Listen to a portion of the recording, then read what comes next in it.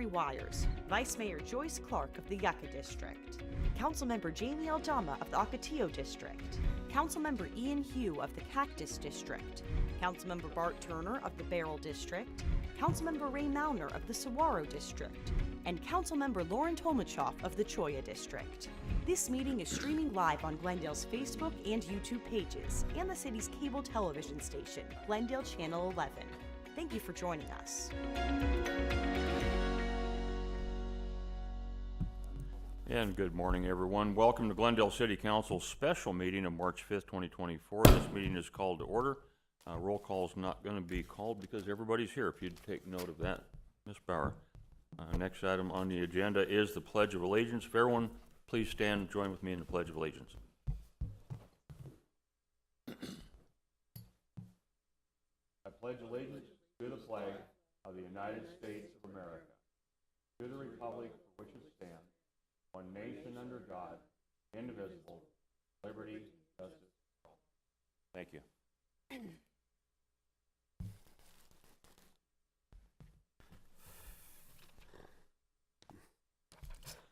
Okay, moving on to consent agenda, items 1 through 5. Ms. Bauer. I don't read those by title. Okay. Items on the consent agenda are routine nature. They've been previously studied by the City Council at a workshop session. They are intended to be acted upon in one motion by this council. Are there any speaker cards for any of the consent agenda items? No, sir. Okay. Can I get a motion to approve consent agenda items 1 through 5? Mayor, Go ahead. I move that we approve consent agenda items 1 through 5. Second. I have a motion from Councilmember Melner, a second from the Vice Mayor to approve the consent agenda items 1 through 5. Any discussion? Hearing none, all in favor signify by saying aye. Aye. Aye. Any opposed say nay. Appears the ayes have it. Do you have it? So moved. Ms. Barr, would you read the consent resolution items 6 and 8 by number and title? Item 6, resolution number R 24-11, a resolution of the Council of the City of Glendale, Maricopa County, Arizona, directing the entering into of a facility use agreement with Glendale Elementary School District number 40 for city occupancy at the System of Care Center. Item 8, resolution number R 24-13, a resolution of the Council of the City of Glendale, Maricopa County, Arizona, authorizing and directing the entering into of a memorandum of understanding between the Glendale Police Department and the City of El Mirage Police Department for participation in the National Integrated Ballistic Information Network for the purpose of enhancing the efforts to combat, link, and solve violent crime involving firearms. Item 7, staff has requested that the item be heard at a future meeting. Thank you. We have any speaker cards? No, sir. All right. To my understanding, we already discussed that. Okay, moving on. Can I get a motion to approve? Yes, Items Mayor. 6 and 8. Yes, Mayor, I move we pass and adopt consent resolutions number 6 and number 8. Second. Okay, we have a motion from Councilmember Clerk, second from Councilmember Thomas to approve items 6 and 8 on the consent resolutions agenda. All in favor signify by saying aye. Aye. Any opposed say nay. Appears the ayes have it. Do you have it? That motion also carries.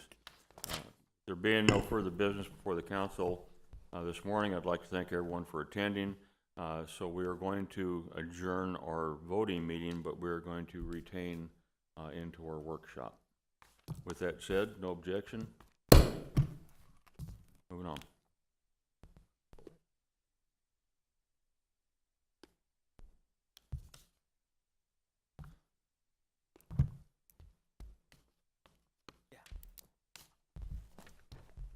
Ms. Bauer, would you like to get us started?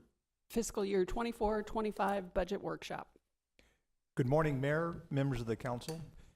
We're here today to, of course, talk about our annual CIP program, and lead us through the presentation today will be led by 4 of our most attuned to the CIP, and that'll be Levi Gibson, our Director of Budget and Finance, Amy Lindsay, our Assistant Director of Budget and Finance, and Jonathan Hill, our Budget Administrator. Thank you, Mr. Phelps. Before we begin, I just wanted to take a second to introduce Mr. Jonathan Hill, who was recently promoted to the Budget Administrator position, and introduce him to council.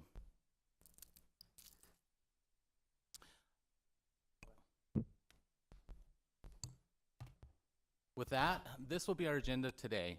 We'll be giving you an ARPA update, We'll talk about the capital improvement plan overview. We'll talk about the capital improvement plan projects, and we'll look for council feedback and questions.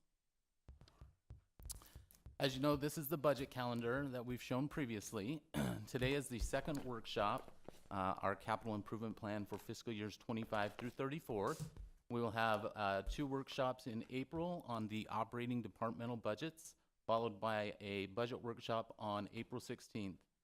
After that, we'll have voting meetings for tentative budget adoption on May 14th, voting meeting for budget adoption and property tax levy on June 11th, and the property tax adoption on June 25th. With that, I'll turn over the presentation to Ms. Lindsay. Thank you. Thank you, Mr. Gibson. I will be providing council with an ARPA update as part of the presentation today. The ARPA strategy, this slide 5, shows the original ARPA strategy as it was presented to council on January 11th, 2022. The city of Glendale received $59.5 million in funding that was divided up between 5 categories. To date, approximately $20.9 million of those funds have been expended, which leaves approximately $38.6 million in remaining ARPA funding. ARPA funds are required to be committed, meaning items under contract by December 31st of 2024 and be fully expended by December 31st of 2026. Of the $20.9 million in ARPA funding that has been expended to date, $5.6 million has been spent on the response to public health. Items in this category include vaccination clinics and additional custodial services. $6.3 million has been spent on items related to negative economic impacts, including fiscal year 22 funding for Camelback Ranch and the arena and several parks projects. $8.4 million has been spent on public health with relation to negative economic impact, including COVID leave, temp and retention pay, and hiring and referral bonuses. And $573,000 has been spent on infrastructure, including the drainage project on Glen Drive and parks, irrigation, and recreation center projects.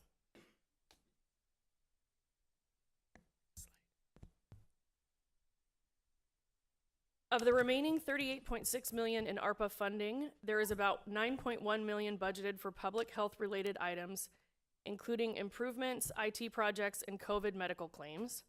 $20.7 million for negative economic impacts, mostly for parks, libraries, and community centers. $3.2 million for public health for negative economic impacts, including temp and retention pay and hiring bonuses. And $5.2 million for infrastructure for park, irrigation, community center improvements, and stormwater projects. The $375,000 in the administrative category was to hire temporary staff to manage the ARPA grant and the reporting to the federal government, but that is currently being managed by budget and finance staff. This next slide outlines 2 changes to the previously presented ARPA projects. $5.8 million in ARPA funding in the downtown campus reinvestment project was swapped with $5.8 million in general fund capital funding from the Heroes Regional Park Ball Fields project, and also $1.5 million in ARPA funding from the Saguaro Ranch Park Splash Pad project was also moved to the Heroes Regional Park Ball Fields project. The splash pad will be part of the Saguaro Ranch Park build-out project. Excuse me. The reason for the movement of... Yeah, hold on a second. Oh, maybe I jumped in too quickly. The reason for... Sorry, the reason for the movement of these funds was to move the ARPA funding to one project to streamline reporting for federal grant compliance. Thank you, Mayor. How is the swapping of those funds between the Saguaro Ranch Park Splashback project and the Heroes Park Ballfields project going to affect the timeline for the splash pads at Saguaro Ranch Park? Mayor, members of the council, the funding for the splash pad that was in Saguaro Ranch Park is not possible for the city to get it spent under ARPA in the time frame that is required. So we have to have those funds. We would have to have a splash pad completely designed and ready to go, and hire a contractor to do that before the end of this year, and that's just not really possible. So what we did is we swapped the 1 million to put it with Heroes because that simplifies reporting also. And then we have one big project as opposed to multiple projects. What we will need in order to, the splash pad needs to be designed in conjunction with the rest of the amenities as part of that master plan. And the timing actually of Saguaro Ranch Park, to get to the bulk of your question, is dependent upon new bond authority for parks. Parks does not have bond authority, so all of the amenities that are planned at Saguaro Ranch Park are necessitate new bond authority. That's the way they would be funded. So the timing of them depends on if we can pass a bond election. Well, that wasn't the answer I was hoping for. But I guess that's the answer. Thank you.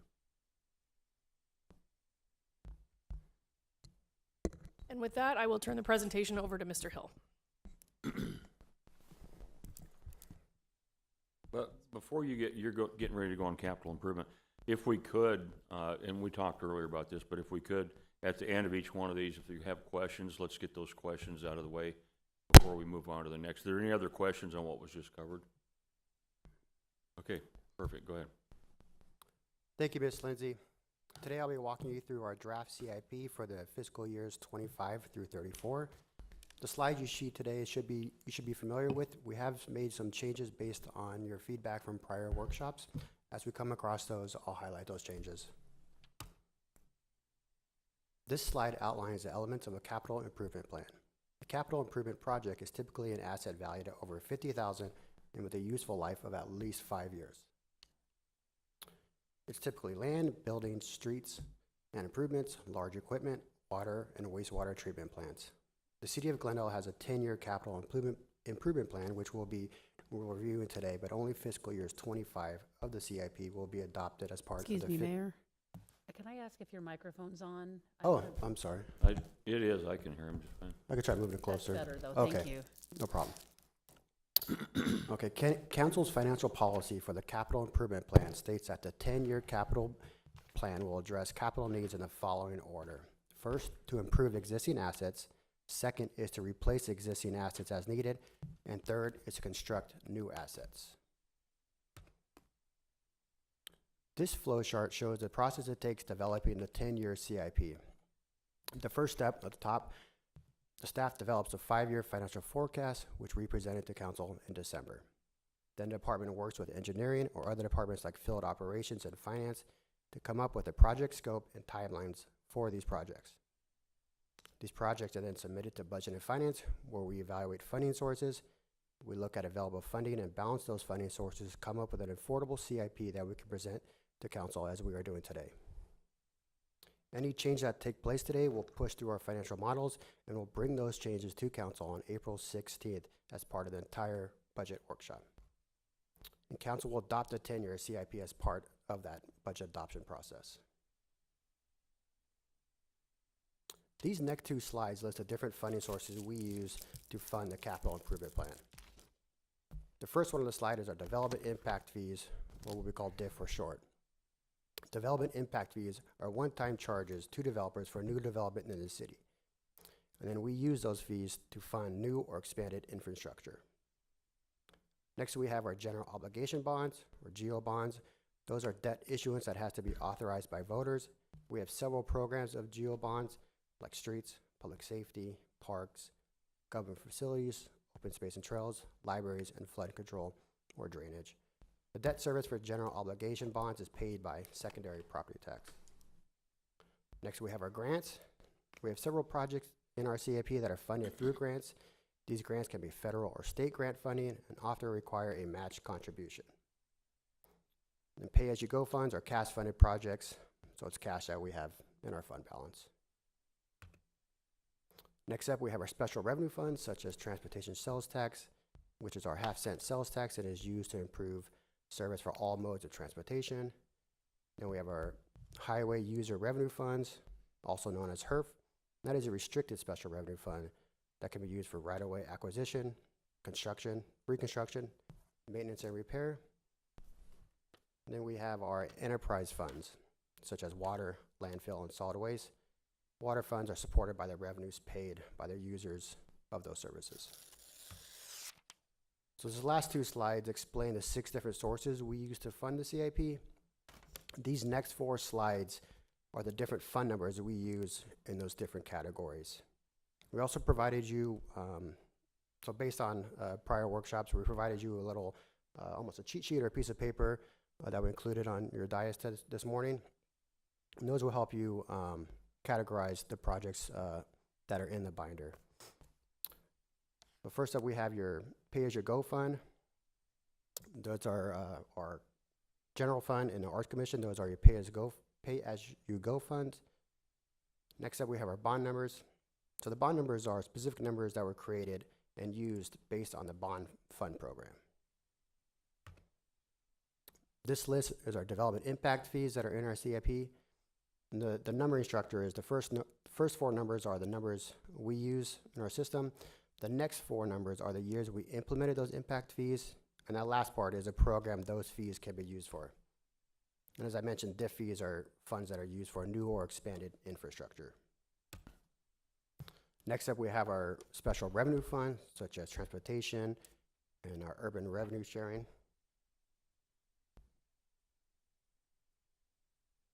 And this last one is our enterprise user fund, such as water, sewer, and landfill.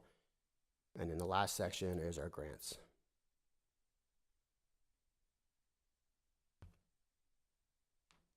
So this first pie chart shows our entire draft CIP funding by project type.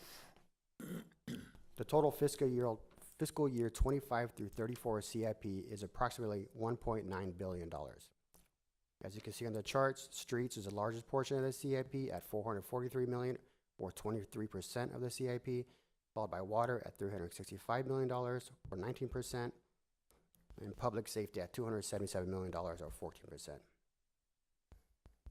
These 3 combined account for 56% of our CIP. This pie chart represents the entire fiscal year's 25 to 34 draft CIP, but this one is broken down by the different funding sources. The largest funding source is from our enterprise fund at $659 million, or 34%, followed by bonds at $406 million, or 21%, then special revenue funds at $380 million, or 20%. Those top 3 funds account for 75% of the funding sources for the fiscal years 25 through 34 draft CIP. Then we move on to the last slide, the last pie chart, sorry. This is just for fiscal year 25 of the draft CIP. The total is just over $501 million. Of this amount, $223 million is carryover and $278 million is new funding for projects. Facility maintenance, streets, and parking lots take up majority of the fiscal year 25, totaling $272 million, or 54%. And that number for those 3 include both carryover and new funding. Okay, at this time, I'd like to go what's in the binders that we provided to council a couple Fridays ago. The first page of your binder is a table of contents. And the first tab of the binder is entire CIP project by type. This is similar to the first pie chart I showed you, just broken out by fiscal year. And the second tab is entire CIP by funding source, also broken out by fiscal year. The remaining tabs for each project type in the CIP the remaining tabs are for each project type in the CIP, beginning with airport and then concluding with water. The first document in each of the project type tabs is a change document. The change document indicates if there's any overall financial change between the adopted fiscal year 24 CIP and the draft fiscal year 24 CIP we're presenting today. Based on, go ahead. Mayor, I have a question about that exact item. Thank you, Mayor. I'm curious to know, why is the change document only provide financial changes and does not address changes in timing of projects? Because it seems that we have to kind of figure that out for ourselves. So there are several projects in here that have been delayed that were supposed to be in this fiscal year that were in last year's, and I'll address them one at a time as they come up. But it would seem that it would be better to include change rather than just the financial change. So I'm just curious why it was decided that we were only gonna note projects, a lot of them are cost increases due to inflation and other materials and other reasons. But if they're being delayed, that's also an issue that at least I would like to know why. But that's not addressed anywhere in here. Thank you, Mayor. Mayor, members of the council, if you turn to the first tab, which is airport, to the change document, I think it's the 5th column over, that's the change column. It does indicate whether the project had moved from one fiscal, so like the first project, CIP AP 19075, airport for channelization, it did move from fiscal year 26 to 29 and also increased by $107,000. So that column should indicate whether it moved within the program and increased or decreased by a dollar amount. Find that on a couple of other items, but we can talk about them when we get there. Okay, and then as I continue with the change document, one thing we did update, as requested from the last workshop, is we have provided the total of the new projects and the total for the entire CIP amount for that particular project type.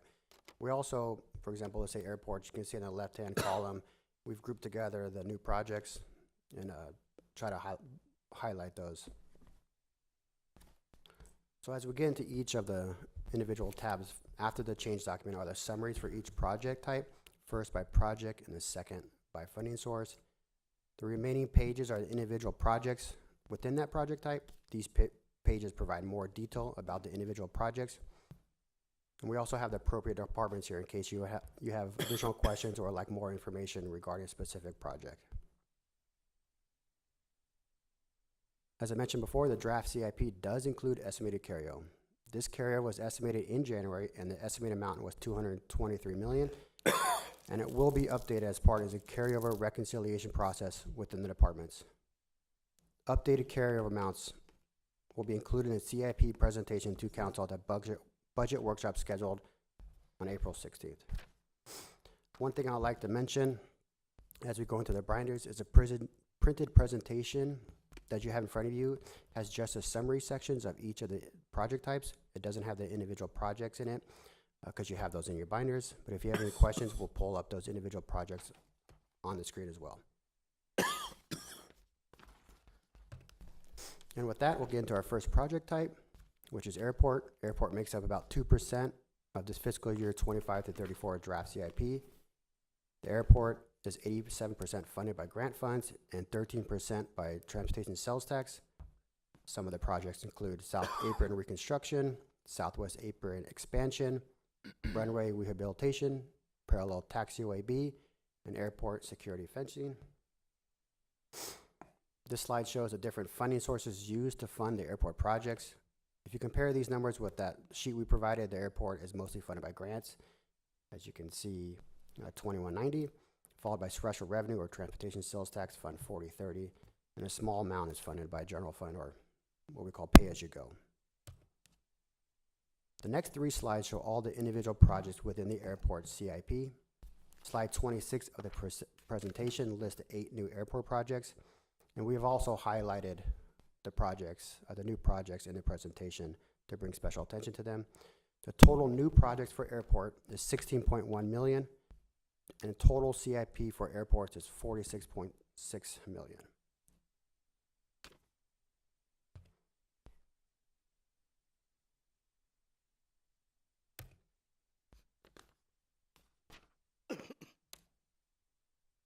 Do we have any questions regarding airport before we move forward?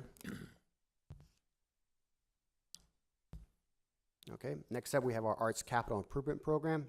This program is 100% funded by the Arts Fund. Arts Fund is funded through 1% of construction completed in the current fiscal year in the CIP on eligible projects.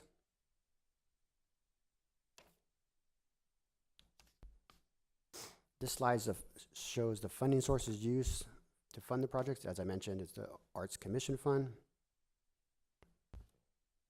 And there are 2 existing projects in this program and no new projects. Those projects are the Municipal Arts Program and the Arts Master Plan, and that total is just shy of $1 million. Any Mayor. questions? Go ahead. At this point, I will exercise my annual opportunity to remind Staff Management Council and the public that, as I recall, $2 million was borrowed out of the arts fund to the general fund to help get us through tough times in the past, and that I think we should be working to replace that money so our Arts Commission can activate it. Thank you.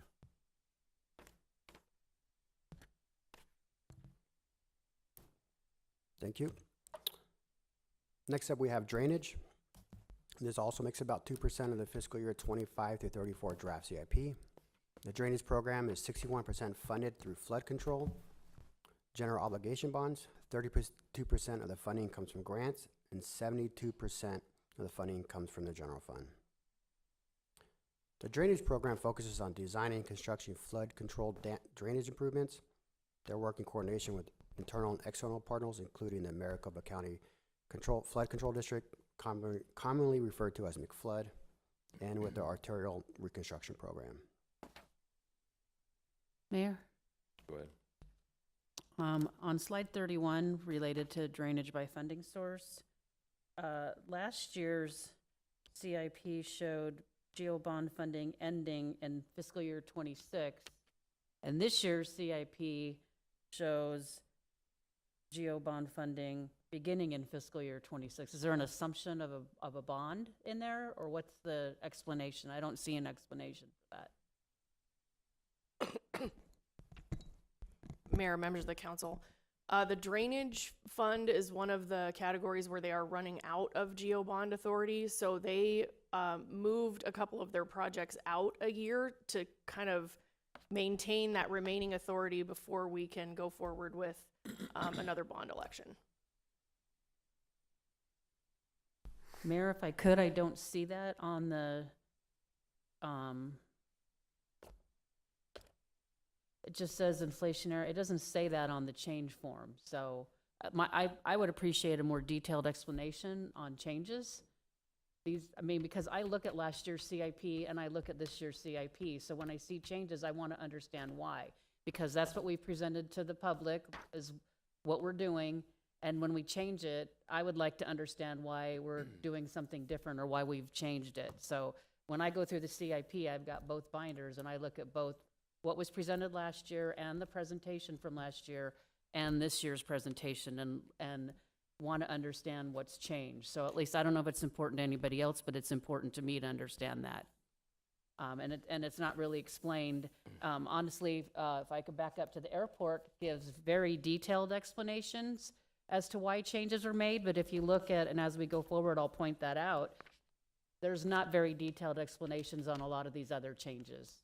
It's just basically based on cost, but there were decisions obviously made about why things were moved and which projects were chosen to remain and which ones were chosen to be moved. There's been no discussions, at least with me, as far as I know, but I appreciate the airport. I mean, it very well explained why there were changes made, but some of the others, not so much. Thank you. Mayor, since we're on this topic, thank you, Mayor. Similar question. So I'm just gonna pick one of these. So I'm on page 44, project ending in 19040 Camelback Road, storm drainage. So on the explanation of change, it reads inflationary cost adjustment. Is that just materials, or is that presumed to be labor cost as well?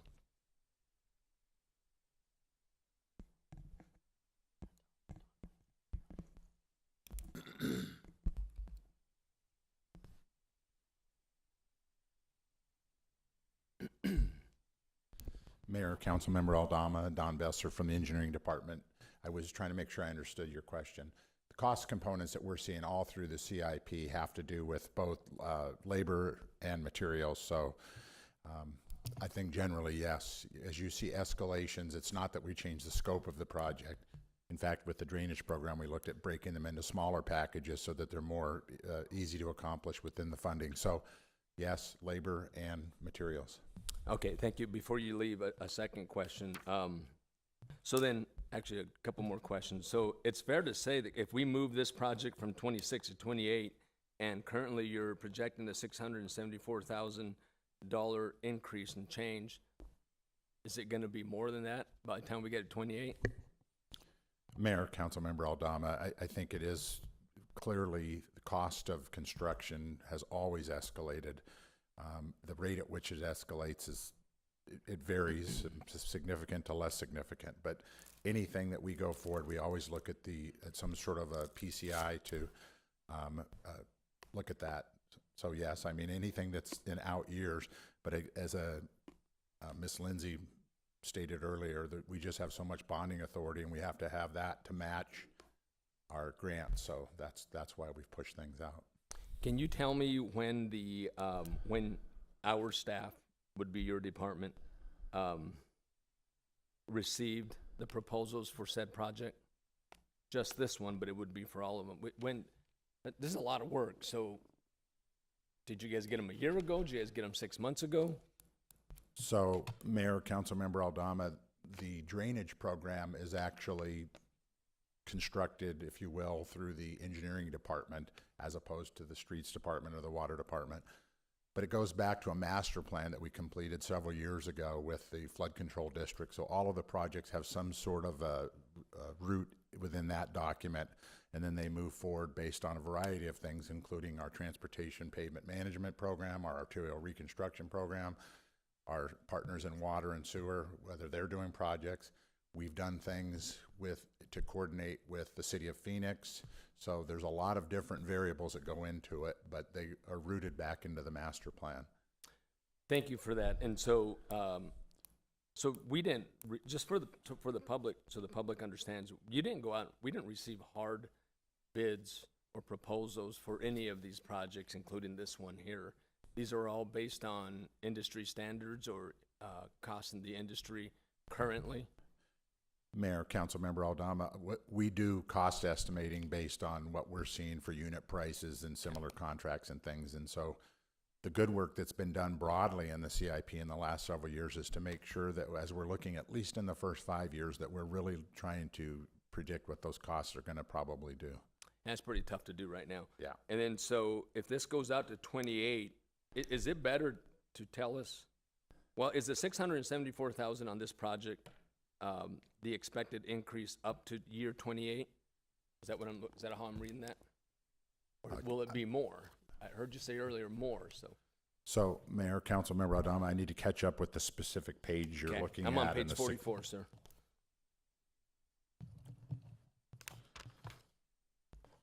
And you're looking at the Camelback Road project? Yes. It's the very first one on the first cell. It's my page 47, but that's Okay. irrelevant. So anyway, again, as we project the costs out, we're just trying to look at some sort of a reasonable cost escalator in the first 5 years and make sure that that's accounted for, whether it's in the drainage program or as one of the earlier slides, there was a flow chart as we work with our sister departments to try to help them calculate and predict and put forward a CIP that's manageable but also realistic. Okay, so let me just ask my final question. The 674,000 increase, that's projected out to year 28 that it's going to cost us if this project starts in 28. Mayor, Councilmember Aldama, I think you're looking at a change document, and that's where this $600,000 number, I don't have that. So if we've projected that, that's what I would say, yes, that's a good assumption. Okay. All righty. Thank you so much. You bet. Thank you, Mayor. So how do we understand where we run out of, I mean, I know honestly, we're looking at, I mean, it's only certain, I understand the CIP's certain when it's approved for the upcoming fiscal year. It's not, 27, 28. I mean, those are plans, but they're just plans. But how do we look at this and understand where the bond funding, where the funding runs out for these projects? How do I look at this and understand that picture? Mayor, members of the council, Councilmember Tomatov, we can indicate that as we're going through the presentation because we have some notes as far as when it runs out. Council was also provided with a document last week or potentially 2 weeks ago. We commonly refer to it as the yellow sheet. That document also includes what year in which each one of those programs runs out of bond authority. So down at the bottom of that sheet, the cells turn red, indicating that we no longer have bond authority in that particular category. Thank you. I was unable to print that because of the size of it. And I can't look at it on my iPad because of the size of it. So I'd appreciate getting a paper copy of that myself so I can understand it and use it, because I had to, with my laptop, I could look at it, but I had to move it around because it's a big piece and I couldn't print it. So I'd appreciate, at least for myself, I'd like to have one. Thank you. Mayor, members of the council, we can definitely provide council with a hard copy of that document.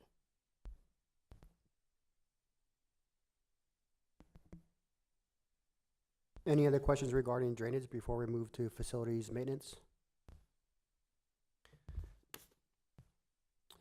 So facility maintenance makes up about 10% of the fiscal year 25 to 34 draft CIP.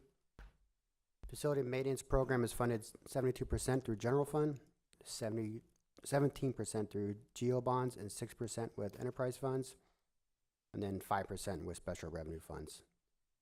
Facility maintenance program focused on improving existing assets through programmatic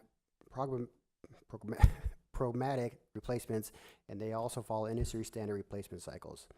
Replace existing assets as needed, and a downtown campus reinvestment project is included in this program. Here are the different funding sources used to fund the facility maintenance program. As I mentioned earlier, you can see GEO or general funds or pay-as-you-go make up the majority of funding sources for facilities, and that's the top line. The next 5 slides list the individual projects. Slide number 38 of the presentation lists the 3 new facility maintenance projects. These 3 new projects total $4.3 million, and the total draft CIP for facility maintenance is $196 million.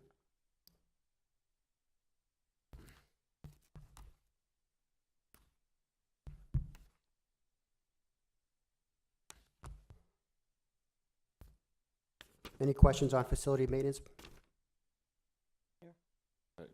Thank you, Mayor.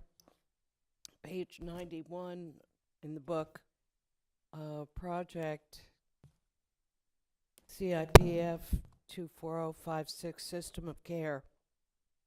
The total amount to be expended for renovation of that facility for our use is $2.39808. So I figured it out at square foot, and that's almost $200 a square foot for a basically 12,000 square foot building. What in the world are we doing to that building that requires a $200 a square foot cost?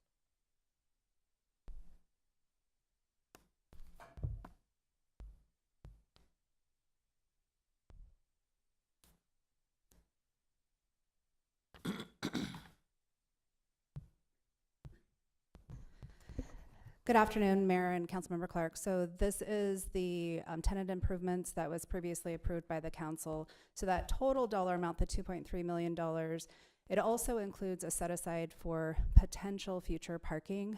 The total renovation itself is approximately. Pardon me? How much is that set aside? It's approximately 1.7 for the tenant improvements and about 500,000 for the parking set aside. I don't have the exact dollar amounts. I can certainly follow up with you on that. That contract was previously approved by council, and the construction is set to begin later this month. Okay, thank you. You're welcome. Thank you, Mayor. The funding source, the project's decrease on solid waste in last year's CIP, the total was $4.4 million. It's on slide 34. The very bottom column, 6120, and this year's CIP it shows a little over $2.2 million. Is that a bond funding issue also, or last year's total was about just about double what it is this year? Good morning, Mayor and Council. Councilmember Tomachov, the reason for that change is specifically to the Glendale Operations Campus Field Staff Building. The solid waste was in a trailer, and that trailer became uninhabitable, so we moved them this year, and they no longer need that building, so the solid waste funding was decreased for that building. Sure, I understand that. So I'm sure the building was disposed of or just demolished or something? But how does that decrease the funding? So the funding was needed for a new building, a new field staff building, and solid waste was going to pay their component for that building. They are now in a permanent location, they believe, and so they don't need the new field staff building to be constructed for them. So the field staff building was to house water services, transportation, solid waste, park staff, and other miscellaneous people on the operations campus. Solid waste is no longer needed in that building, and so they no longer are going to contribute to that. Okay, Mayor, I have one more, thank you. I have one more question. On page 35, the very top one is the Glendale Ops Campus Field Staff Building. And it shows on the change document, project increased by $11.6 million. So the total is, but I don't see an $11.6 million number on the, estimated carryover 661,000, and then $1 million, 10 million, and 8.4 about to total the 20,837,000. But I don't see the amount of the budget change, and I honestly don't have the number from last year. But the project increased by 20 million, but is that the total project? It's a new project? Because it doesn't say new project. So, Mayor and Councilmember Tomasoff, last year we actually pulled solid waste out of it, and that project decreased down to $6 million. We shouldn't have done that, and so we realized that the buildings could be approximately 25,000 square feet, and we only left in there transportation and water. So this year we added back in the parks, other staff that are needed in there, and then increased the construction costs based upon inflation and that type of thing. So we brought it back up to what should be a normal number. So it did increase from last year to this year by 11.5 million.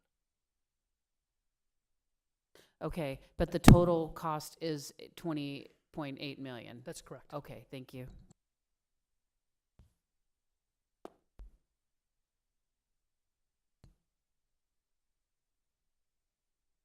Any additional questions regarding facilities? Next up, we have landfill. They make up about 2% of the fiscal year 25 to 34 draft CIP, and they are 100% funded by enterprise user fee revenues. Landfill is focused on program vehicle replacements, which follows industry standard replacement cycles. Landfill also has a North Cell landfill project, which includes the North Cell phase construction, the North Cell liner insulation, the landfill gas extraction system, and stormwater controls. As I mentioned earlier, landfill is 100% funded by their enterprise fund, as this slide shows. The next two slides list the individual landfill projects. There are no new landfill projects. The total draft CIP amount for landfill is $36.5 million.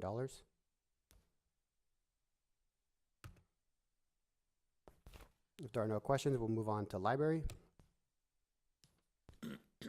So library is one of the programs that will need additional authorization to fund the projects started in, I believe, fiscal year 27 and forward.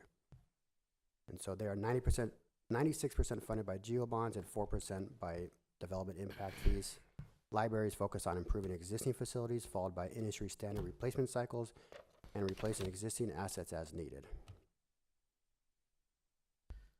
And so as this slide shows, it's mostly supported by the GeoBonds, fund number 4100.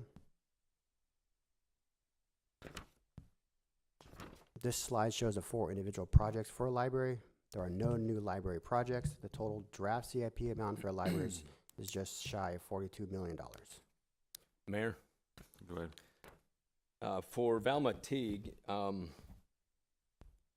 the description of the renovation is renovation of electrical, plumbing, interior, exterior, HVAC, roof gutters, improve functionality, and it goes on to describe some more. Does that include or exclude FF&E? For those who are watching, just furniture, fixtures, and equipment, and technology, or does that exclude it?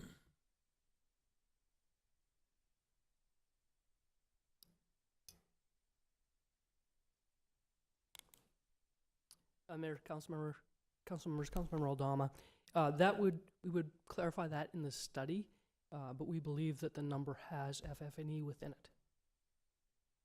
But as we do the study and determine truly Okay. the scope and how much, then that would come out. Okay, it'll But be in that this, number okay, should have everything within it. alrighty. Thank you, Mayor. Okay, so on library, Foothills Library renovation, in last year's CIP, it showed $716,565 in fiscal year 2026. And I would imagine that was for design and getting ready to invest in the Foothills Library. And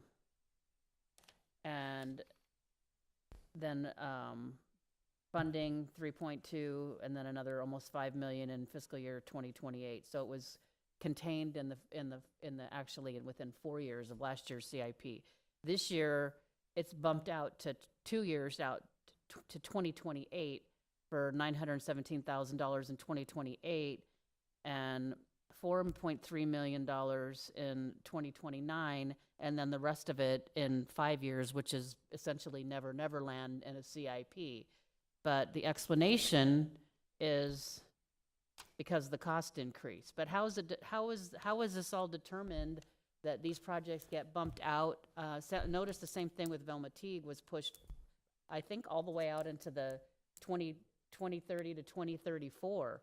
And it was, I can look and I have it here, where it was in last year's CIP, but we're not given the information, and then we have to be able to be accountable to residents to let them understand why are these getting, okay, Velma Teague was in year 2028, and now it's in Never Never Land CIP in the five out more than 5 years. So I'm just curious, how are these decisions being made, and where's the explanation, and how do we chart this? I mean, people, see and then are told we're going to invest in this library in 2 years, and now we're investing in this library maybe in 6 through 10 years.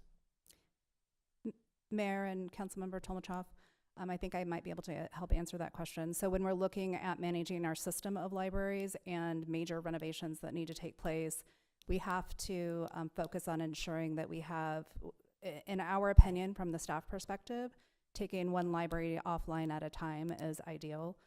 That way we can make sure that we have continuity of operations. In this particular scenario, because some of those other higher priority projects also moved in the timeline, this particular project also had to move out.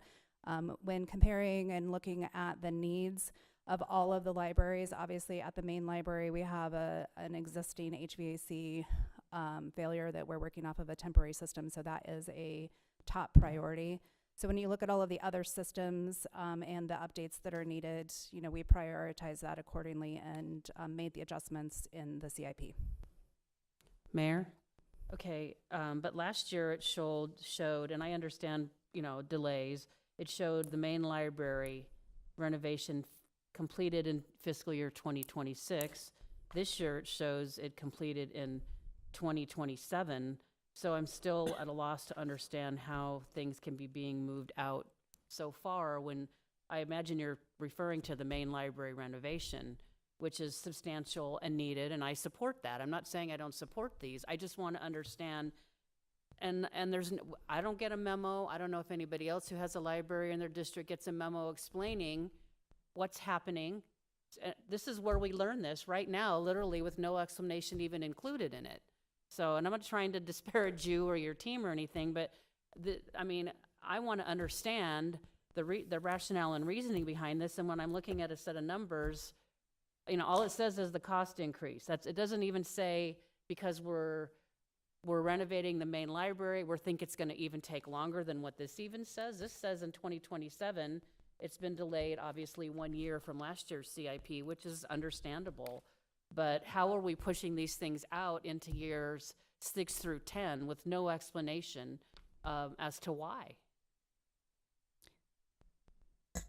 Mayor, excuse me, Mayor, members of the council, as Mr. Hill pointed out at the beginning when he was talking about libraries, these projects are dependent on library bonds. That's where most of them are funded from, and we are running out of library bond authority. So the projects, as Ms.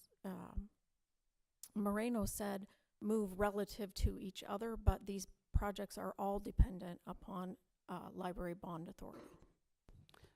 Okay, Mayor, but I don't understand moving the project rather than maybe using some kind of color code or something to say we have authority for everything that's orange, and we don't have authority for everything that's red, so that we can look at this and understand. Then I would be like, okay, I understand we don't have bond authority for this project yet. We need bond authority. I know you have the yellow sheet, but it's, this is a lot of paper and a lot to look at.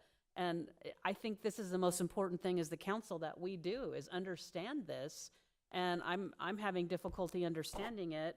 And if this included even a page of projects that are, I don't know, what year does our bond authority run out for libraries? 2026, 2027? Anything out there we don't have funding for, but I still don't necessarily agree with pushing it out in the CIP. I would rather have it left in there and then an indication that we don't have funding for it. That's how I feel about it, because it becomes really confusing to try to keep track of all this. And, and then I don't know how the decisions, I know with projects that are underway obviously take priority. That makes perfect sense. And the main library also should, it's way much more of a facility for the residents than any of the other libraries. It's our main library. I understand that should be a priority, but it's really difficult to understand. Moving projects around, essentially just say increased estimate for labor and materials. That's not really, and that's not even what you told me. You told me we're out of bond authority, and that's not what the explanation says. So it's just quite confusing. There's got to be a better way for us to understand this. Maybe with one more slides showing us each category where the bond authority ends, and these projects are subject to bond approvals. Mr. Melner. Thank you, Mayor. Looking at these numbers, comparing this year, last year, I think now is the time for us to ask those questions. That's why we're having this meeting, is to ask. To me, it seems very logical, the response. I would have the same question, why did it move? But the response is we're running out of bond authority. And I believe when we do budgets, we don't do budgets based on a future bond. We do budgets based on what we know is available. And so I think our numbers reflect what we know is available. And I did receive, I may have a summary. I'm not sure where I got it, but I printed it and stuck it in my folder. And it's a summary of the bonds. And it shows very clearly where the bonds are. Total approved projects, remaining voter authorization. And so it's very clear to me that we are running out of bond authority in some of these areas. And I think the question is very valid. Why did it move? But the answer is also very valid, and it explains it very well for me. We don't have the bond authority, and I don't think we ought to be putting in our budget items that are not bond authority, that we don't have bond authority for. But rather, we put in the budget what we know we can do, and then we look at our bond authority, and if we want to move those projects up faster, then we need to go out for a bond, and we need to agree to have a discussion about that. Mayor, can I respond to that? Sure. Thank you, Mayor. I just want to point out that the change document doesn't say anything about bond authority, the reason for the change. It doesn't indicate that. And there are plenty of projects in here that we don't have bond authority for, that we don't take out of the CIP. We leave them in there essentially as placeholders. So what I'm saying is, and maybe you think the project should be taken out, I don't think they should be taken out. I just think that it should indicate somehow to us that this project, Heroes Park Recreation and Aquatic Center, is in here. We don't have the authority for that, but it's in here. But it should somehow indicate that it's in the CIP, subject to approval of bonds to be able to fund the project. So it should be, I think, easier for us to understand. And my point was, the explanation of change for Foothills Library says, estimate increase for labor and materials. It does not say anything about bond authority. Mayor. So I'd like a more detailed explanation. Mayor, if I may respond. Why don't you let her respond, Okay. and then you can respond to her response? Mayor, members of the council, we have all of that information, and we provided that yellow sheet, but if you'd like, we can revise and provide you with an updated change document, indicating also on the change document which projects would require additional bond authority. They haven't been removed from the CIP, or you wouldn't be seeing them at all. So you're seeing them, they just had to be moved out to the point where that's the earliest we could have new bond authority. So we're not planning an election for this fall. We haven't been working on that. So the earliest we could do an election for bond authority would be next year in fiscal 26, which is calendar 25. And so everything had to be moved out accordingly, because that's the soonest we could get new bond authority. But they are in the CIP, as has been noted several times. They're just considered to be unfunded, but we didn't remove them. We don't want to lose track of them. We just had to move them out because we don't have sufficient authority. Thank you. Again, that answers my questions.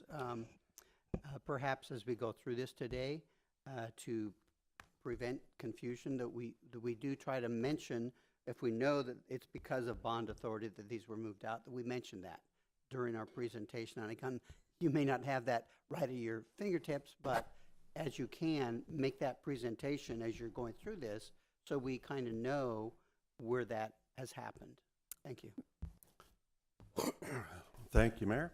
I think what I and Councilmember Tomachoff and Councilmember Aldama are asking for is to make it easier for us. Put yourselves in our shoes, and this goes to the manager as well, to have staff put yourselves in our shoes with the challenge of getting all the way through a 400-plus binder of information and not knowing or having to dig to find out what in the world's going on, when it easily could be included in the binder prior to printing, or an additional document. It does appear that Councilmember Malner has a document that I've never seen. I looked for it, but I don't see it in any emails that I received that more clearly indicates when bond funding runs out.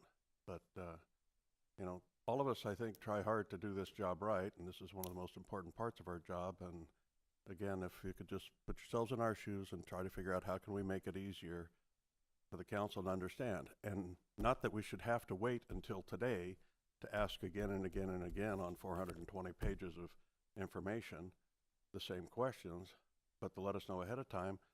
And also so that if the public looks at this, or if we go back to this 6 months from now, to try to remind ourselves and remember what the motivations were at the time that we made decisions, that we'll be able to understand it then. But if we adopted a CIP last year, if there are changes to it, it should be very clear to us what those changes are before we're asked to adopt a new one for this year. And that includes dollar changes as well as timing changes. Thank you. Mr. Phelps? Good morning, Mayor, members, council. You know, again, a lot of the changes you see in the CIP have come directly from the council over my 8 years of being here. And so we try to evolve the process so you can understand it. We take notes from this. We will certainly will incorporate these suggestions and make sure we can clean that up in our next process.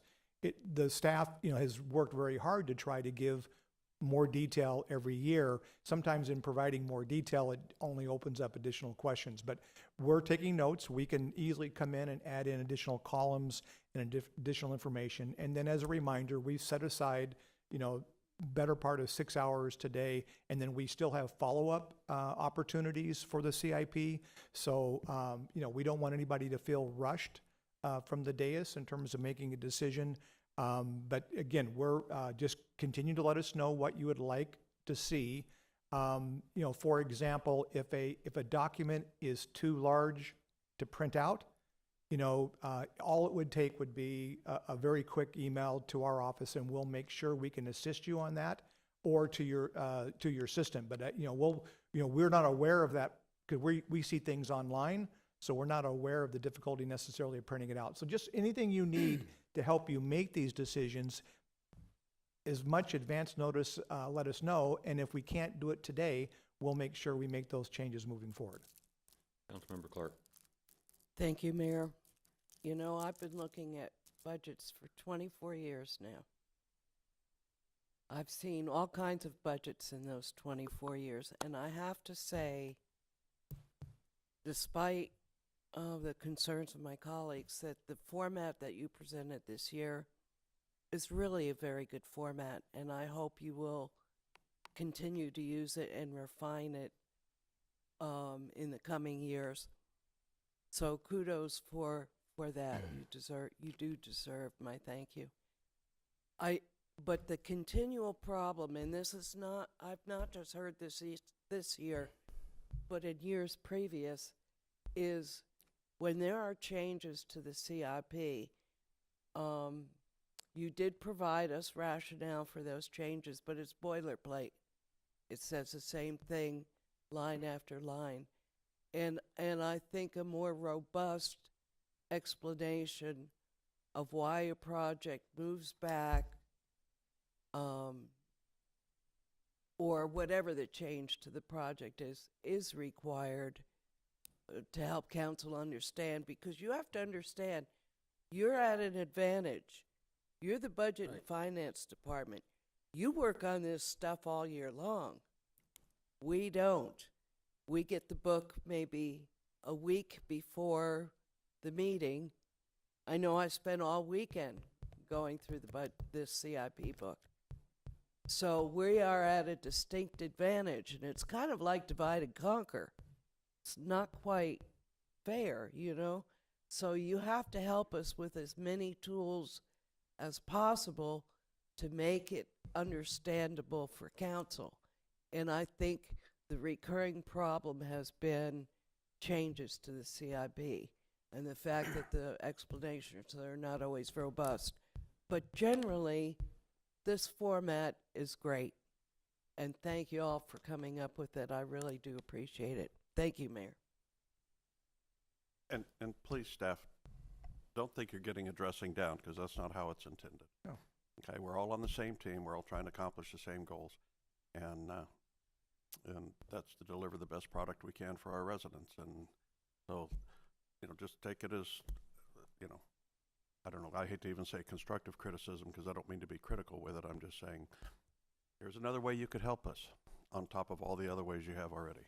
Thank you. Mayor, Go ahead. the comments from Councilmember Clark are spot on.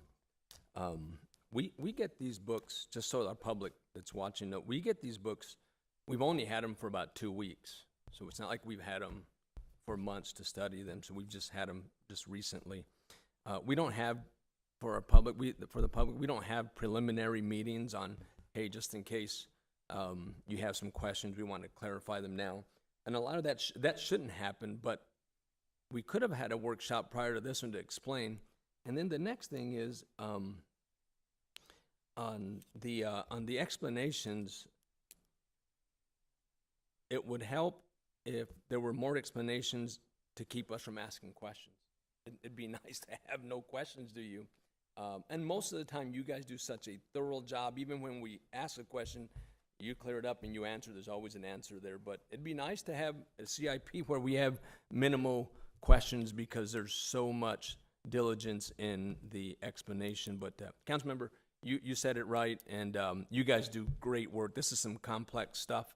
It's even more complex to have to understand it. So thank you for all you do, but it'd be beneficial to you if there was more explanation and less questions from us. Thank you. Thank you, Mayor and Council. And as Mr. Phelps said, this is an evolving and always growing document, so any feedback is much appreciated. And hopefully we'll implement those in the next coming workshops.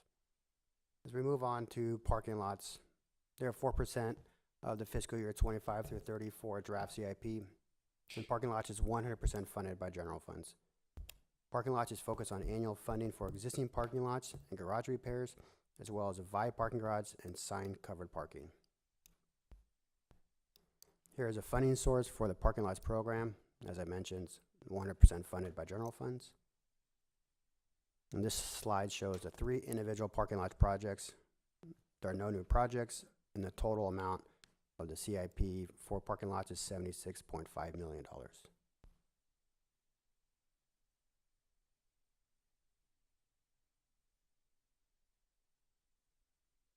Are there any questions regarding parking lots before we move on to parks?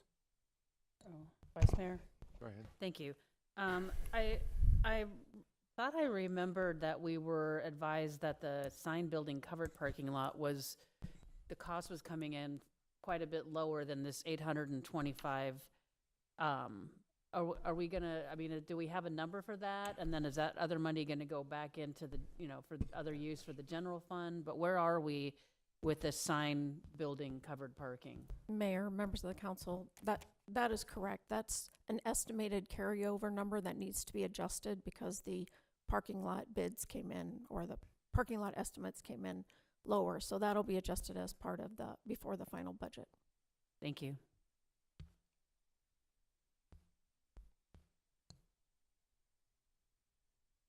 Next up, we have parks. So parks is 7% of the fiscal year 25 to 34 draft CIP. Parks is funded by many different sources. The largest is GEO bonds for both parks and open space trails, totaling 76%, followed by ARPA at 50%, general fund at 5%, and development impact fees at 4%. Parks is focused on improving the infrastructure of existing parks, select new improvements, emphasis on lighting and irrigation upgrades, and replacement of playground equipment.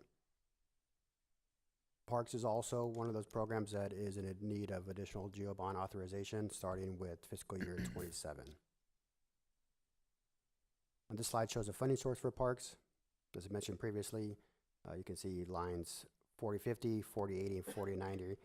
Those are GEO bonds, and that's 76% of the funding. The next 7 slides list all the individual park projects. Slide number 57 of the presentation lists the 8 new park projects. The new projects total about $33 million. The total draft CIP amount for parks is $133.6 million. Mayor, Vice Mayor. Go ahead. Thank you, sir. I'd like to ask our Director of Parks and Recreation to give us an update on the Bonzo Park improvements that are separate from what's in the budget today. Sir, if you would give us an update of where we are and what we recently approved for that project that I'm asking about. Sure. Mayor and council members, Councilmember Aldama, in October, council approved the master plan for Bonzo Park North improvements. And then last month, in February, the contract with the design company to work on the design and construction services was approved. So we're finalizing those documents to get started on the design work. The design work could take 3 to 6 months. Following design work, the procurement process and construction timeline, it could be anywhere from 9 to 12 months approximately. So we do have about $1.5 million currently in this budget that is set aside for those improvements. Thank you for that update. And then I'm not sure if you mentioned potential start date for such project, 1 year, 2 year, 3 year. Councilmember, or Mayor and Councilmember Aldama, so if design started here, could take 6 months from April, it gets us to October, a little procurement time, so potentially this fall is a possibility of starting the construction. Construction could last 9 to 12 months after that. Okay, but those costs are not in the CIP, correct? Mayor and Councilmember Aldama, it's actually in the carryover It's in the line item. Yes, so it's about $1.5 million. Okay. Thank you. Councilmember Clark. Thank you, Vice Mayor. Page 172, Sands Park improvements.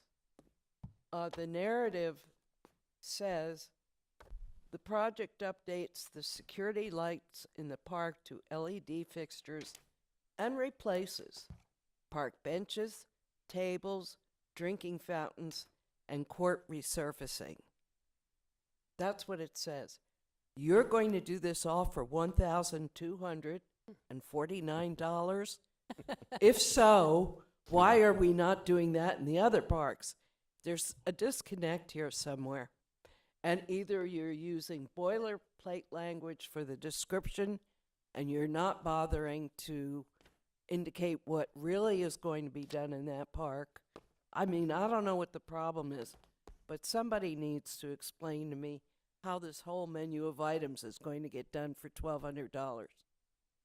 Mayor, council members, Councilmember Clark, that many of those projects have been completed. This is just some remaining carryover funds that is in that amount to finish off with some of the site amenities, potentially park benches and trash cans, but the court resurfacing and some of those other projects have already been completed.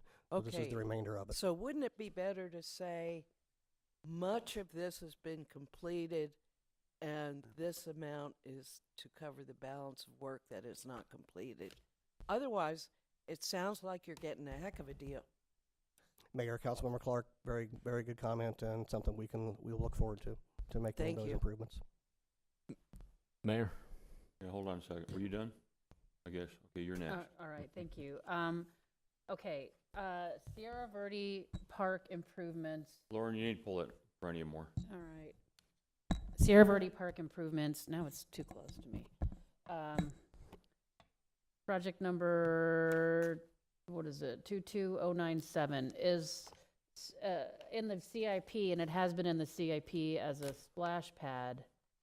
And I know everybody's aware that quite a pretty large amount of the park was taken down for the construction of the Sierra Verde well, relocating that dry well into the park, which, you know, I'm glad we did that.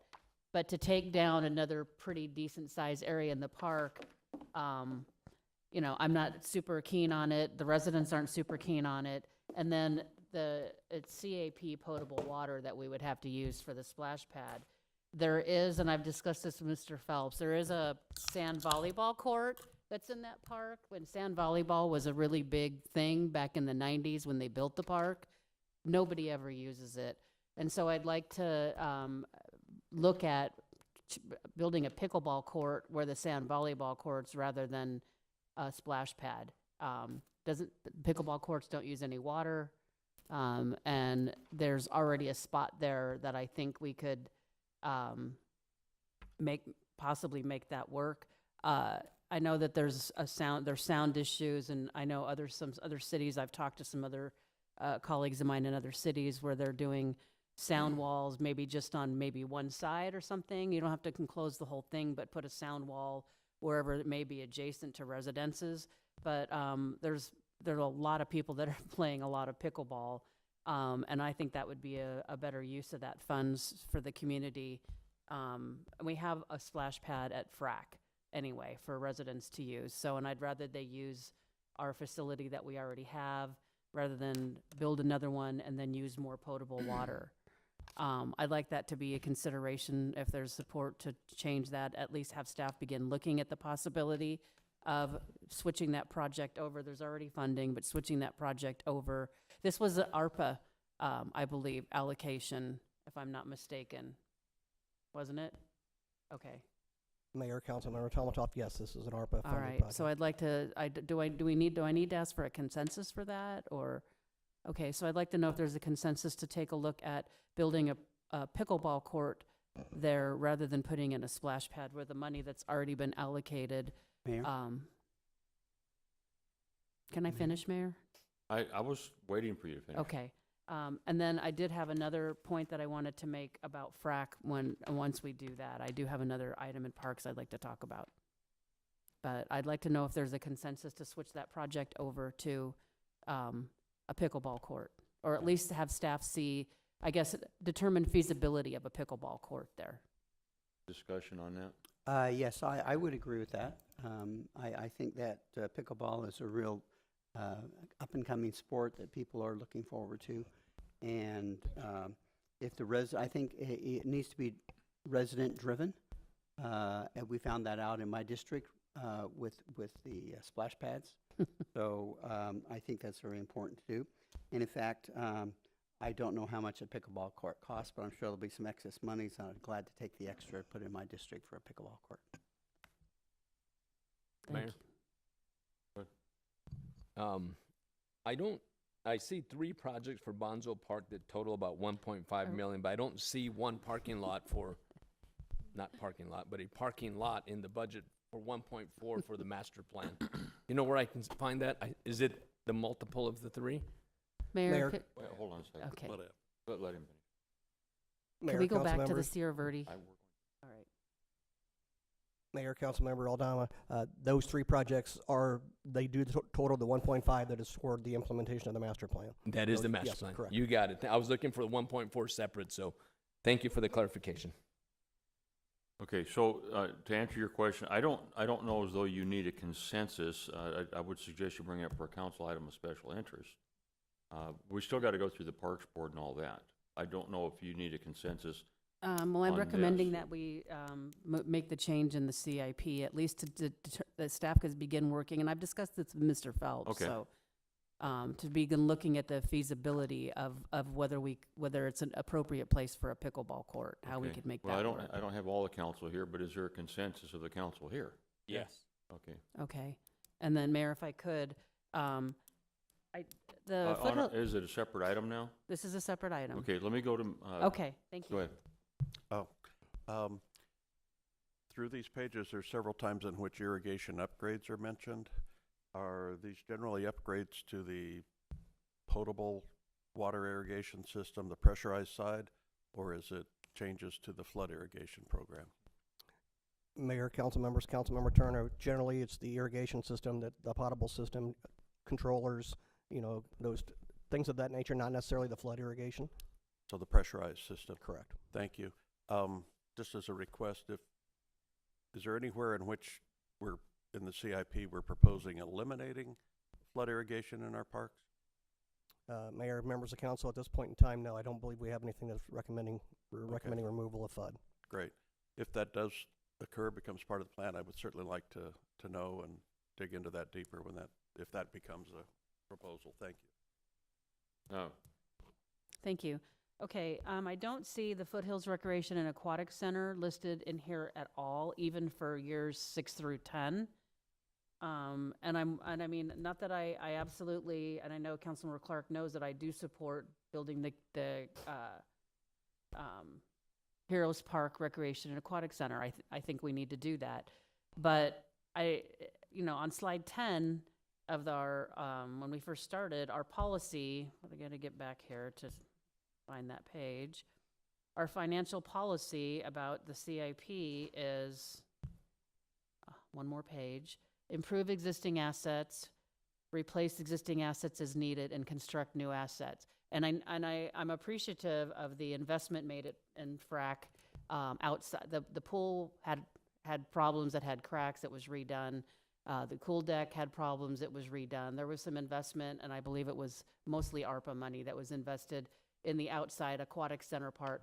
But FRAC is getting a little old and long in the tooth. I know that the HVAC can be problematic. There's some issues with it. And I'm just curious why it's not even listed in here at all. Mayors, members of council, Councilmember Tolochoff, that is something that staff can look at to bring back. I would defer a little bit back to our field operations department. I believe there have been some recent upgrades. Looks like my colleague is here to confirm that. Thank you, John. Mayor, council members, Councilmember Tolochoff, the BRAC, Foothills Recreation and Aquatic Center, HVAC is being replaced as part of the performance-based contracts. And so you'll see that improvement done over the next year. And there's other improvements happening at that center as well. Can I find out what they are? I mean, I know I hear complaints about the locker rooms. I know I've replaced the audiovisual equipment with district funds. I've replaced flooring with district funds. I've replaced quite a large number of things in there with district funds. But I'd like to at least be up to date on what's being planned. And I mean, I don't know, the building I think is getting close to 20 years old, isn't it? So I mean, I think it should be in here somewhere, even if it's through years 6 through 10 for. Mayor, Councilmember Thomas within performance-based contracts, outside of the air conditioning system, the HVAC system being completely replaced, we're doing lighting upgrades, and the parking lot is being redone, including solar canopies or canopies on parking structures. We did not have anything else planned, but we can look at that building as part of the facilities programs to make sure it's kept in good condition. We did invest in that, not just parks on the outside, but facilities on the inside as part of the ARPA funding as well. I'm sorry, the inside is part of what? ARPA funding. We had that several years ago. Right, but I mean, it's not in here for any investment over the next 10 years. So it surprised me, and I don't know what the ARPA funding, what was done inside FRAC with ARPA funding. I'm not aware of what that. I thought it was all outside. Mayor, council members, I can't remember exactly. We can get you what we did at FRAC with the ARPA funding. That was several years ago. I'd like to see it show up in the CIP next year at least, that it's, even if it's in years 6 through 10, that we're starting to at least have a placeholder to invest in it. If we end up being able to do things with other sources of funding, that's great. But I just think that the investment that the taxpayers made in the building, and in a building that gets used like it does, and it does a pretty decent job of, people pay to use a lot of the facilities there. We need to make sure that we maintain the facility so people continue to use it and pay for memberships and pay for classes and things like that. So, like I said, I just was really surprised. I know the last couple years I had asked about it, but I thought eventually it was going to show up in here, if not for anything else, that at least in years 6 through 10 that we're planning on looking at maybe investing in the actual building itself. Thank you.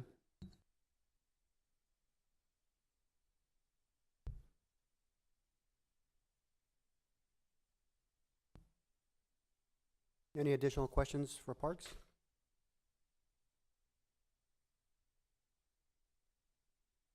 Okay, then next up we have public safety. Public safety is 14% of the fiscal year 25 to 34 draft CIP.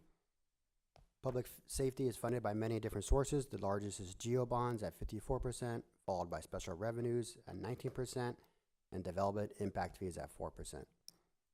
Public safety is focused on improving existing facilities and replacing existing assets as needed. Here are the different funding sources for the public safety program. As I mentioned, GEO bonds, line 4040, account for the majority of the funding sources at 54%. The next 4 slides list all the individual public safety projects. Slides number 64 and 65 list the 6 new public safety projects. These new projects total $57 million, and the total draft CIP amount for public safety is $277 million.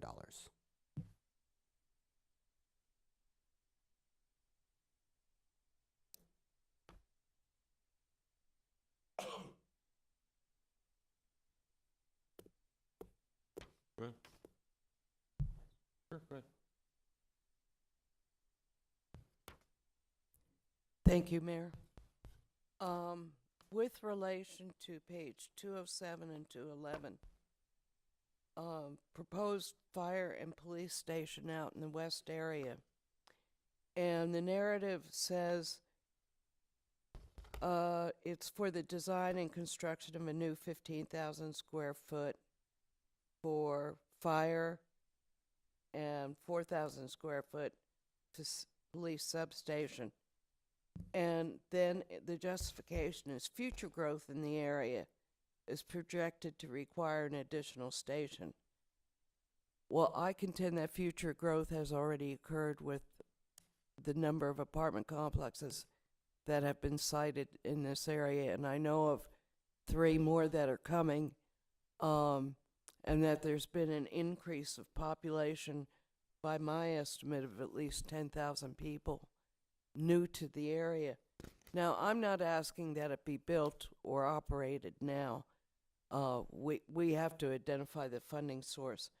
But I would like to know if we have a site acquired for such a facility, and I would like to at least push the design up so that when we do have the funding to build and the capital to operate the station, we can hit the ground running knowing that we have a design and we have a site.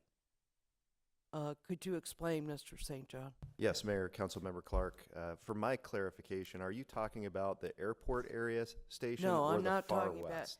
I'm talking about fire station western area and police substation western area. So, Mayor, Councilmember That's Clark, not the airport. my only confusion was the conversation around apartment complexes. I believe it's largely industrial out there, and we know the casino's building at the 303 I'm not and talking Northern. about the 303 area or an airport fire station. Okay. On page 207 and 211, CIPPS 19049 and 19053. That's separate from an airport fire station. Correct. And I know that we've been thinking about putting something out, presumably around the Westgate area. So what I am curious about is, do we have a site identified? Have we acquired a site? And once we do so, can we at least design the facility? So again, when the funding is available for the operation and maintenance of such a facility, we can move forward with construction. So, Mayor, Councilmember Clark, you are talking about the Westgate area then? Yes. Okay. We, Chief Freeberg and I, have a master plan contractor that's developing that master plan for the fire department on station locations and workload. Could you speak up just a little bit? Yes. Sorry. Chief Freeberg is currently going through a process with a contractor right now to look at all of our station locations and workload and where we can make adjustments for efficiencies. Part of that conversation has been the Westgate area and a potential fire station in that area. There are a couple of locations that we are considering. There is a piece of land adjacent to the airport. It's just east of the airport, right off of Glendale Avenue. And then we've got the park and ride off of 99th and Glendale to the north. Both of those parcels seem to be a good fit for a fire station. They would both work very well and allow us to respond to any calls that came out from the Westgate area. And then, of course, anything that happened at the airport, we would be responsive. So we don't have to worry about acquiring a site because it would be on city-owned existent land, correct? Mayor, Councilmember Clark, that is where we are currently. That is correct. Okay. So what is the plan? Because right now you've got it out in fiscal year 2028. Can we at least consider the design of such a facility and at least have that in our back pocket so that when the funding becomes available in 2028, we can go ahead and construct? Mayor, Councilmember Clark, the design that we did for 153 is a scalable design, which means if we just need a 2-bay fire station, 53 is a 3-bay. If we need a 2-bay fire station at the Westgate area, we can shrink that down, the number of dorms, the amount of livable space, office space, and then the bay areas. So we've intentionally done that with Fire Station 53 to make future designs of fire stations that much easier. It should not take 9 to 12 months to design a fire station as it did for 53 going into the future, because the bulk of the work has already been done. Okay, that takes care of the fire side. Do we have such a plan for the police side?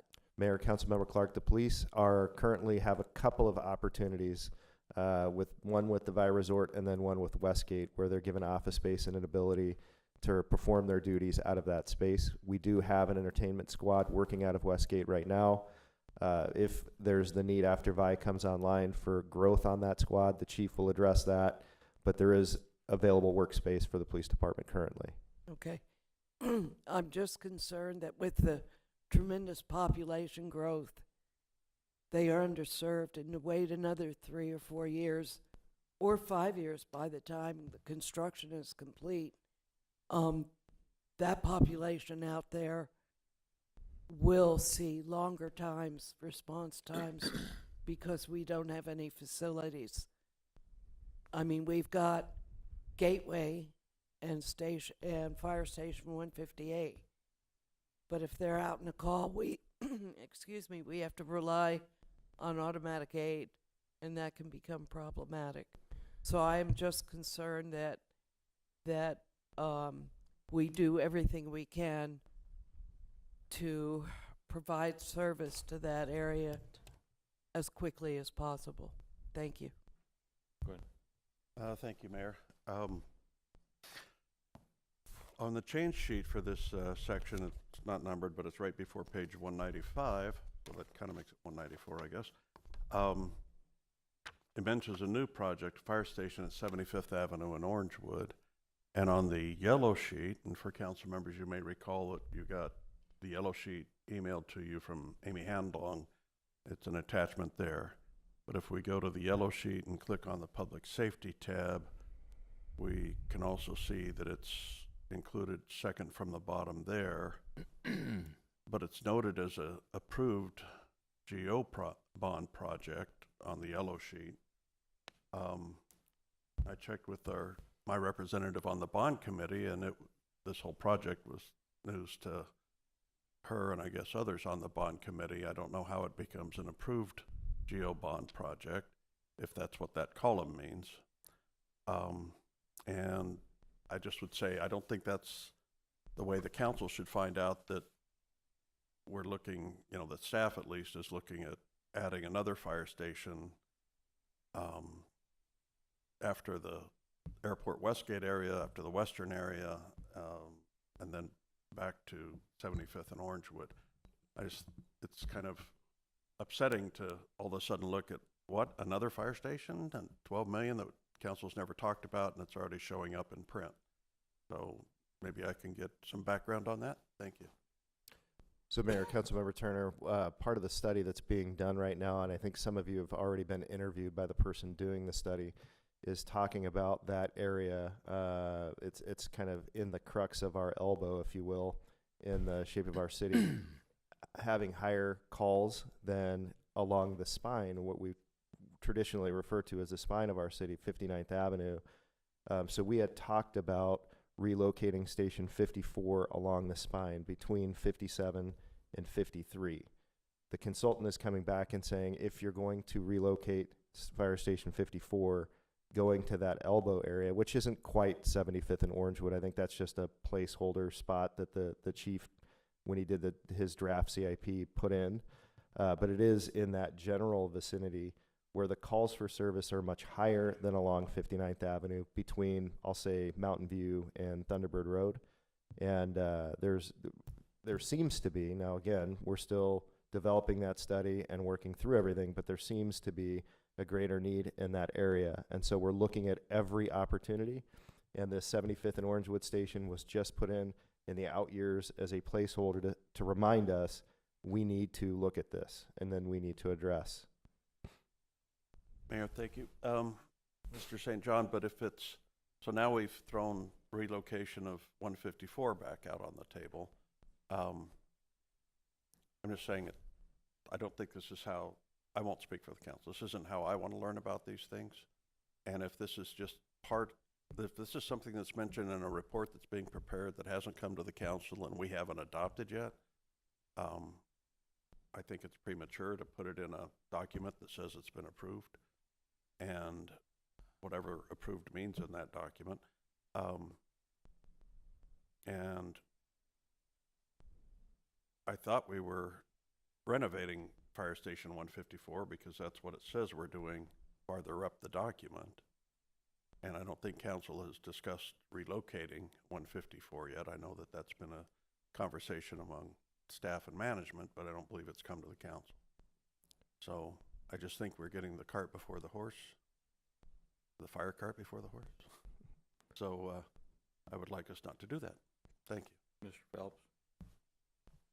Mayor, members of the council, so just as a reminder, the CIP is a planning document, and that's kind of what we're doing now is we're looking at all kinds of plans So the first phase really is to look at from an operational standpoint. When we come back to say formalize a CIP project, we want to be able to provide you some underlying, work in terms of why we're making a certain recommendation. So it's not, it's just the placeholder is the correct way to do it as we're working internally on the plan itself. And that will be completed, but just, again, no one's, in adopting of the CIP, you're not adopting a new fire station in the west area, you're not, changing the 154 location. But it is a planning document that we're trying to alert the council, here are some things we're working on, and we'll continue to bring you back more information. And I know that specifically with our consultant, that he'll be meeting with the council and kind of going through that, and we will bring that study back to the council in a workshop, go through the details of it, and then that'll form some of the basis of updating our CIP, say in our next CIP project. So it just, we don't want to pick a location out without some of the homework behind it. And Rick and his team and the chief are in that process of identifying kind of that research. So Mayor, Mr. Phelps, I'm just saying that it shouldn't show up in our documents as an approved project when we haven't even, as far as I know, heard about it. Use some other word, or don't even put it in there. If it's so far out, let's not worry about it right now. We've got 3 other stations, or 4 at least, on our plate in the near term, and let's wait till we get the recommendation back, and have a chance to look at the report and all. Yep, Mayor, Councilmember Turner, this is the staff's recommended CIP. Part of the workshop process right now is for you to put your approval on it. So if you would like an item like that taken out, this would be the appropriate time to do that. So again, this is kind of our draft recommendation to the officials making the final decision on it. But if you're uncomfortable with a recommendation to say have it in the out years, nothing will stop us from continuing to do our work to analyze our operations. So if there is a discomfort level, we can certainly back it up. But this was the recommendation coming out of public safety, that we put these placeholders in the budget as we continue our work. But it's not an approved CIP until you approve it. So, Mr. Phelps, it raises the question, especially when it shows up as a GeoBond project summary worksheet, updated GeoBond project is being approved. It raises, and it says yes, that raises the question, was this included in the bonds that the voters just approved for public safety? No. And to the best of my knowledge, it's not. At least the bond committee apparently wasn't aware of it. Council wasn't aware of it. I don't Mayor. think, and when we have just first heard of this, Fire Station 75th Avenue in Orangewood, and that's basically all we know about it, I personally don't think we should include it in our CIP plan.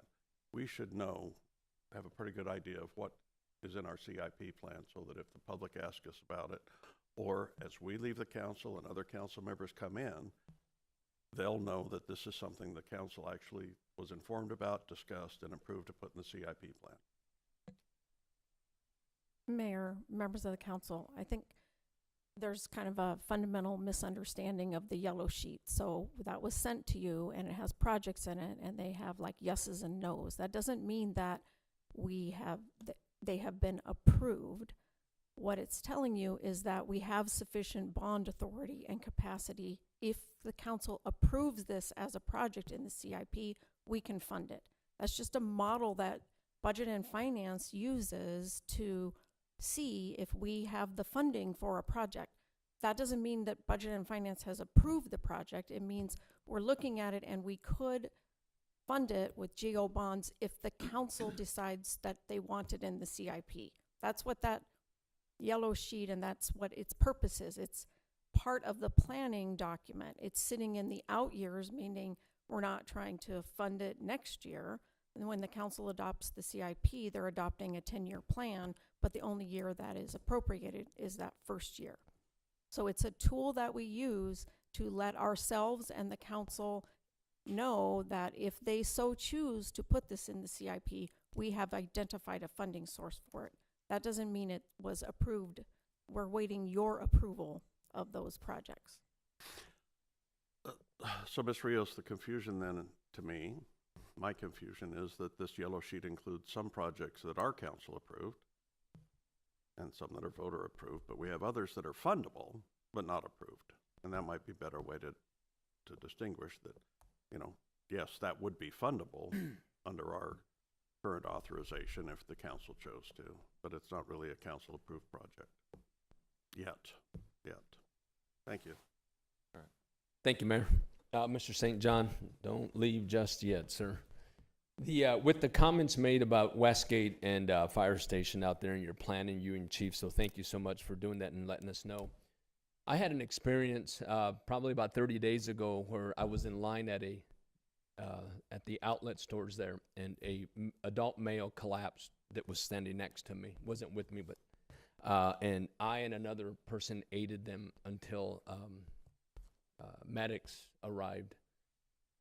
That was one of the busiest days I've ever seen in Westgate, Tanger, and all that area. I don't even know how the teams got there, the ambulance crew and fire.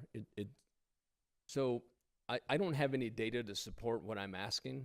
Maybe you do, and if you do have it, you can use it. If not, you can get it with this planning you're doing. But that experience and just my observation of Westgate has grown significantly, the activity there. And I know you're talking about possibly building a station there or around there to serve it.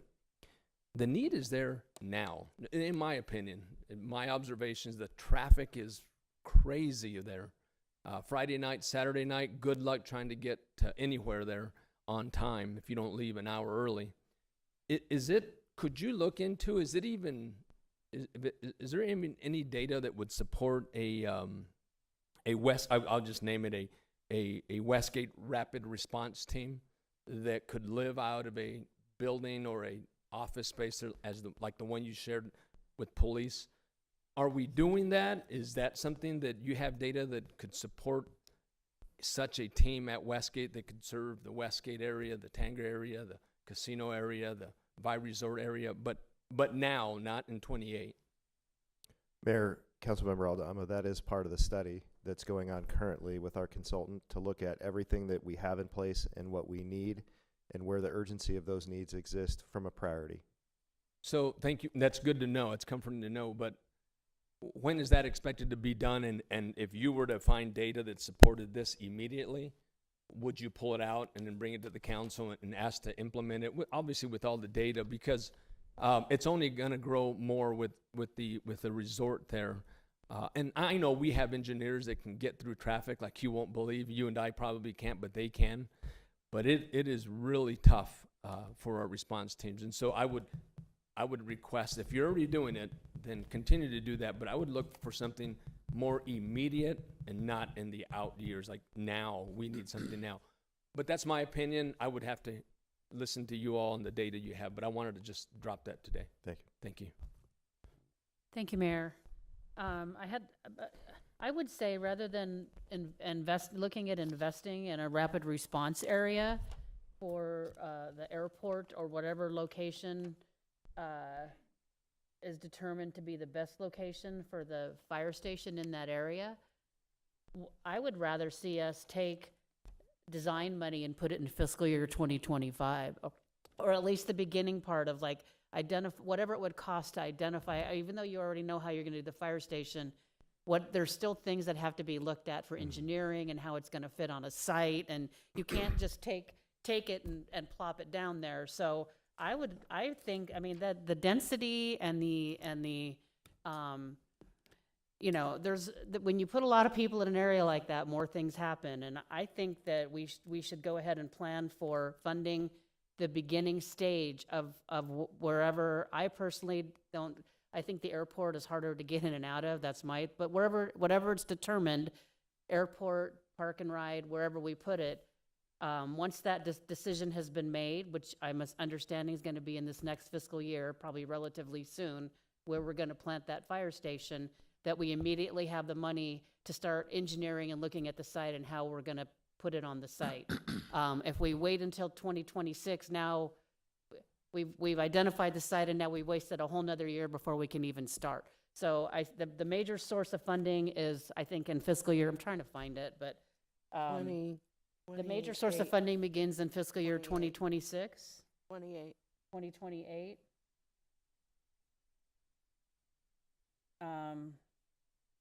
I think we can make, I mean, I know we've got a lot of fire station renovations, but not having a response in that area, to me anyway, is more of a critical need than, and no offense to the fire stations that need, and I know they need renovation, but not having enough of a response in an area like that, that's our first and foremost thing that we need to look at funding. And so I'd be willing to move some other things around to make that work, but I think we should at least put some a few $100,000 in there for fiscal year 25 to, once our consultant and everybody decided this is where we're going to put the station, we can start working on engineering the site so we can put a fire station there.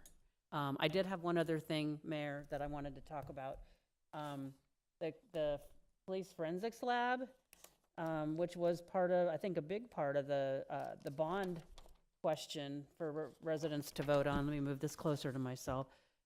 In last year's CIP, it was in fiscal year 2025. It was actually a one item. I know that 14 million was for the storage. It really was but this year now it's showing we're not even going to start on it until 2026. And I want to make the same request for the forensics lab, is that we park enough money in there to start engineering, that we make the commitment, the voters voted for these bonds, we make the commitment that we're going to put in design funding and engineering funding and start working on the site in fiscal year 2025 for the forensics lab. And that way, when we get to 2025 or 2026, and we've got 15 million to start working on actually building the building, that part's already done and we're ready to go. So those are the two things that I'd like to see, is design and engineering and all that money moved up for the fire station in the airport Westgate area, so we can do that. And then also the design and engineering the site for the police forensics lab. I think those two things are things that we need to expedite starting in fiscal year 2025. Mayor. Thank you, Mayor. I concur with Councilmember Tomashoff's comments and would like to see both of those items at least designed off the shelf, ready to go, so that when the funding is available, we can move these things along. We tend to, well, I won't even go there. Let me ask another question, just a curious question. On page 223 for Gripstick, it's a small amount. It's only $35,000 to create a study to update the existing Gripstick master plan. We have partners. They have a minimal share in Gripstick, but they do have a share. When we do projects at Gripstick, do we go to our partners and even ask them for a token amount to apply to these things, or do we carry the burden ourselves? Mayor, Councilmember Clark, the cost of the majority of what occurs at the Gripstick as far as the training facility, so obviously we have police communications there, we house our special operations, our fire administration is there, so excluding those aspects of the Gripstick, if we're just talking about the training, which this CIP is addressing the training, we pay our percentage, 74.8%. The other partners pay their percentages based on the agreement that we've had in place since 2006. That's all I wanted to know. I wanted to know that we were not being so generous that we were shouldering the entire cost. Thank you very much.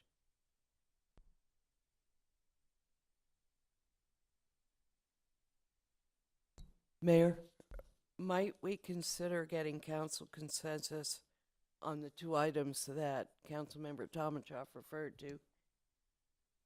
State what you're looking for consensus.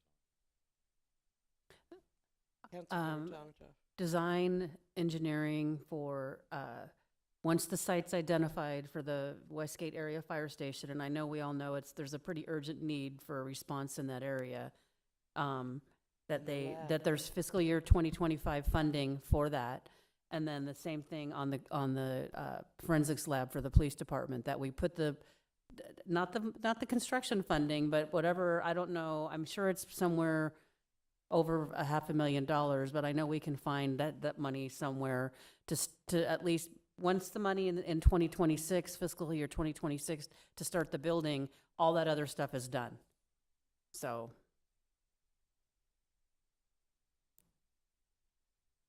Looks like you got a consensus. Thank you.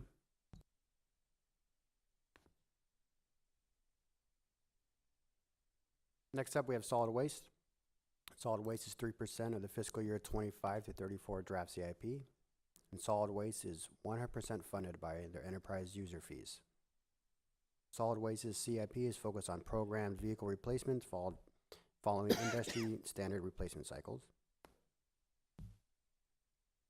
Here's a funding source for the projects. As I mentioned, it's 100% funded by 6120, which is their enterprise fund. This slide lists the 7 individual solid waste projects. There are no new projects for solid waste. The total draft CIP amount for solid waste is $53.4 million.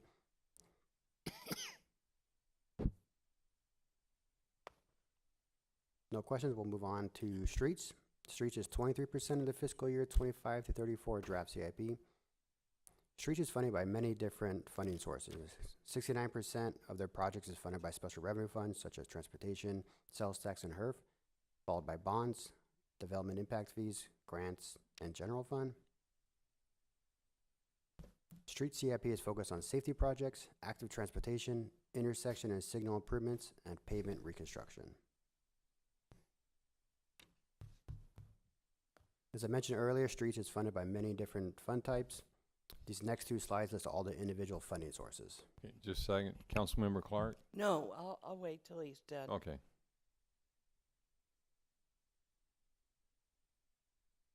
The next 13 slides list the individual street projects.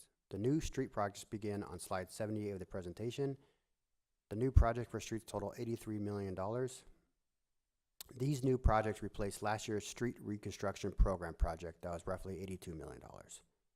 The total draft CIP amount for streets is $443 million. Now I can ask. Thank you. Thank you, Vice Mayor. I have 2 questions. First is with regard to page 262, Scallop Street program. We've got $7.5 million allocated for Scallop Streets. I would like to know if we're doing anything with this program. Are we actually fixing some of the scallops in our city? Mayor and the council, you set aside $8 million for the Scallop Street, and we have designed almost 2 miles of we can only do 2 miles of Scallop Street. We have about 12 miles of Scallop Street in the cities, so we have already designed it, and its design will be complete, and then we'll construct 2 miles of the Scallop Street. The project is ongoing. Okay. My second question, you might as well stay there. The 2 complaints that I get all the time are, we don't have a grocery store, and when are they going to fix 83rd Avenue between Glendale and Northern? I know we've got the design, I know we've got the funding, and the holdup has been a couple of people who have not worked with the city to plan right away. At what point are we finally going to realize that they're never going to cooperate and maybe we should condemn? Can you give me a status update on those people who are holding out on 83rd Avenue? Mayor and the council, the project is fully funded. I looked to the bachelor. There's a program, but my understanding is the design is ongoing. I think the design is at the 60%. The hold is from the SRP. They have a water ditch, we're waiting for them. to review the design and provide their comments. So as soon as they are done, and I think that we have a consultant on board who is going through the land acquisition from the private properties. That process is ongoing side by side. So, but the major holdup is from the SRFP because of their water ditch along the road. As soon as that started, I think the design can be completed in the next 6 months, and then we can go to the construction. Okay, I didn't quite hear all that, but that's okay. But I know there were 2 or 3 holdouts. And I see the gentleman back there nodding, and he might have to come up and explain what the status is with those 2 or 3 holdouts. Hi, good morning. John Murphy from Engineering. Mayor, Councilwoman Clark, you're correct. There's a holdout currently. We're down to 1 holdout? I don't know the exact number, but we're working towards it. We'll actually have a item coming to you for the consultant to continue on in the process of the land acquisition, correct?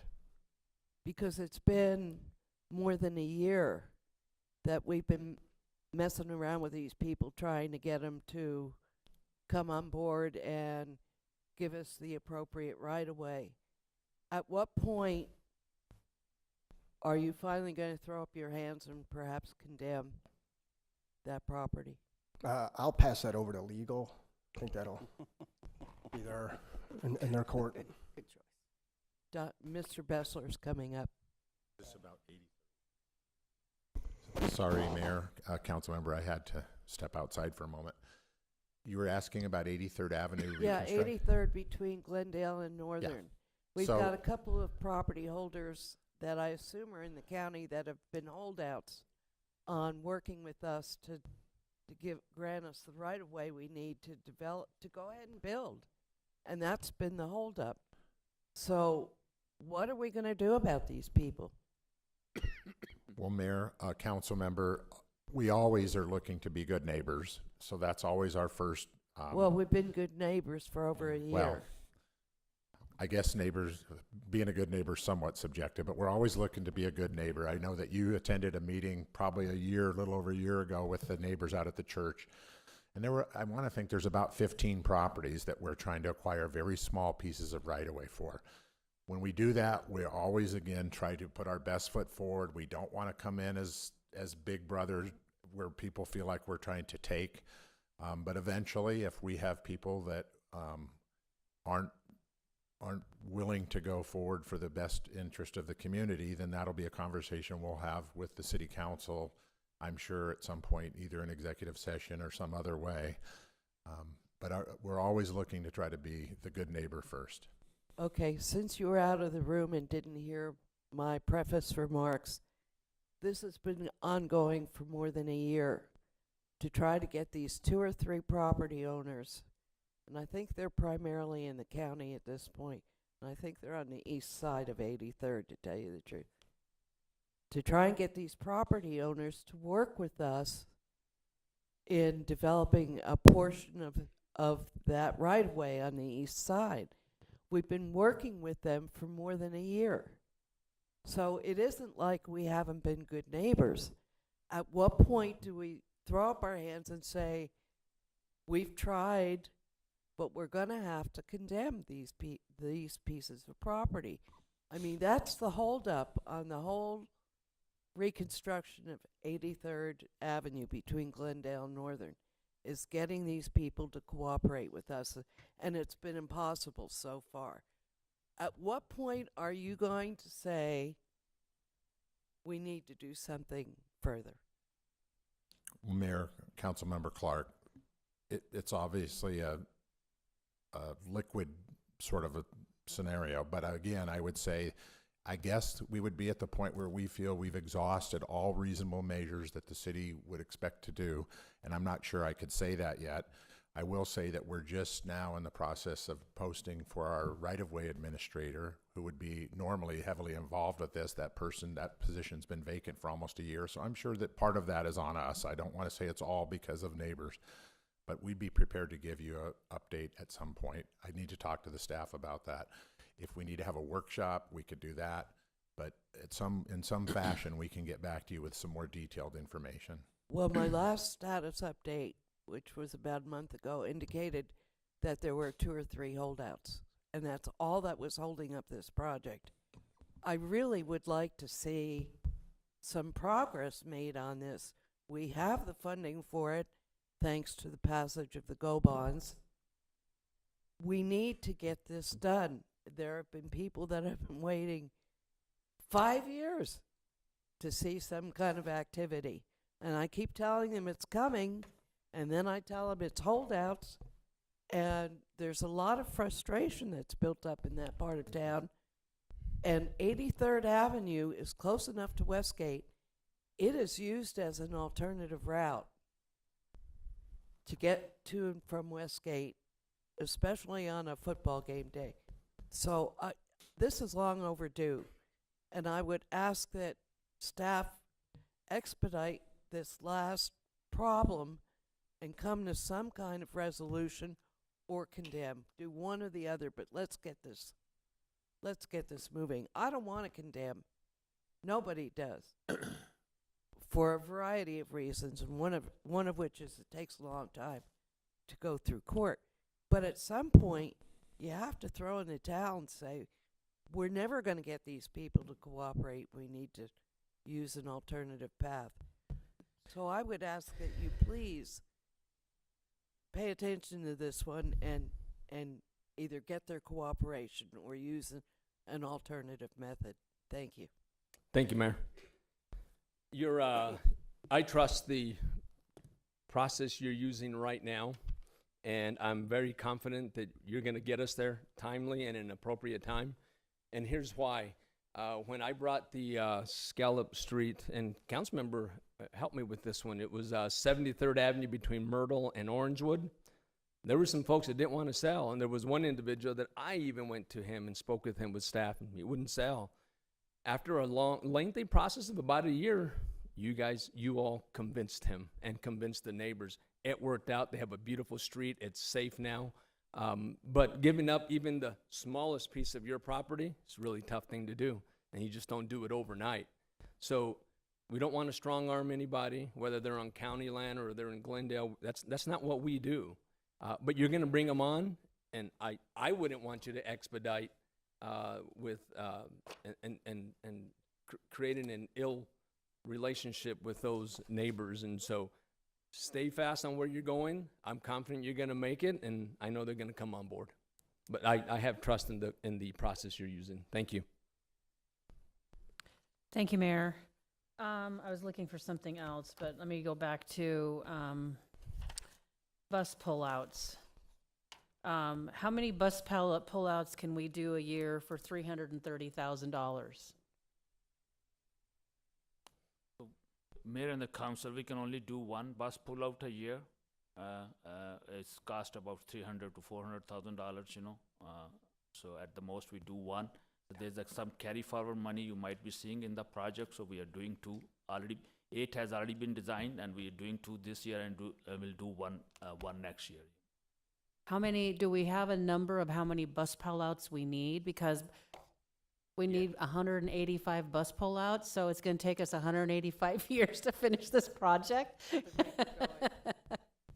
But bus pullouts, I think that buses stopped in the roadway create a dangerous situation because people do risky things to get around the bus. So I'm just curious how we decided that we were just going to do one of these a year. Mayor and the council, that's what the funding is available. I think that's what we can afford, but we do have other projects like the safety projects, road reconstruction project, infra project, RAISE grant. As we apply for those RAISE grants, these kinds of safety improvements are already included in those projects. So if we get those grants, so beside this funding which is available, we'll be doing extra bus pullouts if they fall within our project area. And many of those falls within our project area. We applied about $28 to $30 million of funding, and many of the bus pullouts and turning lanes will fall within our project area. I'm really not satisfied with, one bus pullout a year. I mean, I think we've got to figure out a way whether we, look for grants. I don't know if we've done that. I mean, the people in our community that have to use the buses, their means of transportation, our bus stops are, embarrassingly inadequate, in my opinion, and I know Councilmember Clark agrees with me on that too. There's no shade. Most of them are just a sign stuck in the dirt. And literally the people are standing right next to the road. The bus pullout also increases safety for the people at the bus stop. So I would like to see, maybe, sharpen your pencils and see if we could up that to a whole 2, maybe a year or something, to try to, because I'm sure we've all run into it. I mean, the bus stops and then people are trying to figure out how to get around the bus, and they do dumb things trying to get around the bus. They pull out into traffic. I mean, in my daily, usually, especially back and forth up and down 59th Avenue, I make sure I'm not in the right lane where I know the bus stops are, because I know, but then people still try to pull in front of you. But, a 185-year plan to put a bus pull out everywhere we need one, I can't be supportive of something that's going to take that long. I think we've got to figure out a way to get that done a little bit sooner. Thank you. Thank you, Mayor.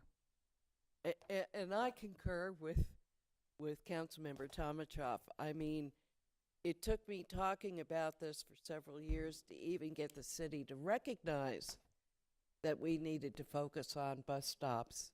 And we've only been doing this, putting aside any funding for bus stops over maybe the past 5 years. This is not a priority for you guys, but it is a priority for the people who have to use the bus transportation system. And Councilmember Tomachoff is correct. Even along 83rd Avenue, one just north of my street, there's a sign and a garbage can. That's it. There's no shade, no anything. And a lot of the bus stops look like that, and I'm really embarrassed at this point. If we're going to encourage public transit, then one of the things we need to do is to try to make it at least shade-proof and comfortable for the people who use the bus system. So I'm shocked at the number of bus stops that still need a lot of work. And I think it's time we focused and allocated, and it's your priority in your department. So you're the one that's got to reallocate more resources to bus stops, and I would ask that you do that. Thank you, Mayor.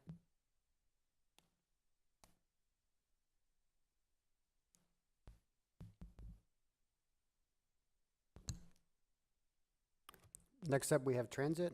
I'm just scroll through to those slides. Okay, here's transit. They make up 1% of our fiscal year 25 to 34 draft CIP. Transit funding is split between transportation sales tax and grant, 52 and 48%. Transit projects in this program include the North Glendale Park and Ride, bus stop enhancement, bus fleet replacement, and transportation program planning. As you can see from this slide, the two funding sources for transit is a close split between transportation sales tax and grants. This slide shows the 4 individual projects for transit. There are no new projects for transits, and their total CIP is $12.7 million.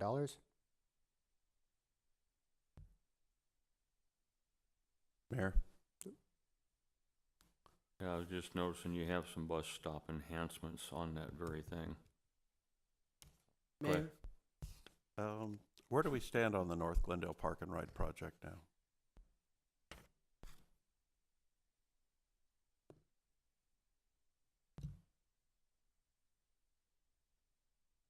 Mayor and the council, that park project is in design and design should be completed soon, and then it'll go for construction. I had a little trouble hearing. Did you say it was substantially complete, or did I miss that? I said the design is substantially complete, so. Oh, it the should be design good is design, yeah, substantially and complete. then go. Okay, thank you. Thank you, Mayor. I would just comment that even though we have bus stop enhancements in this budget, it's only 220. That won't even cover the cost of one bus stop. So again, we're paying lip service to this this concept, and I would like to see us enhance our efforts to improve bus stops. Thank you. Thank you, Mayor.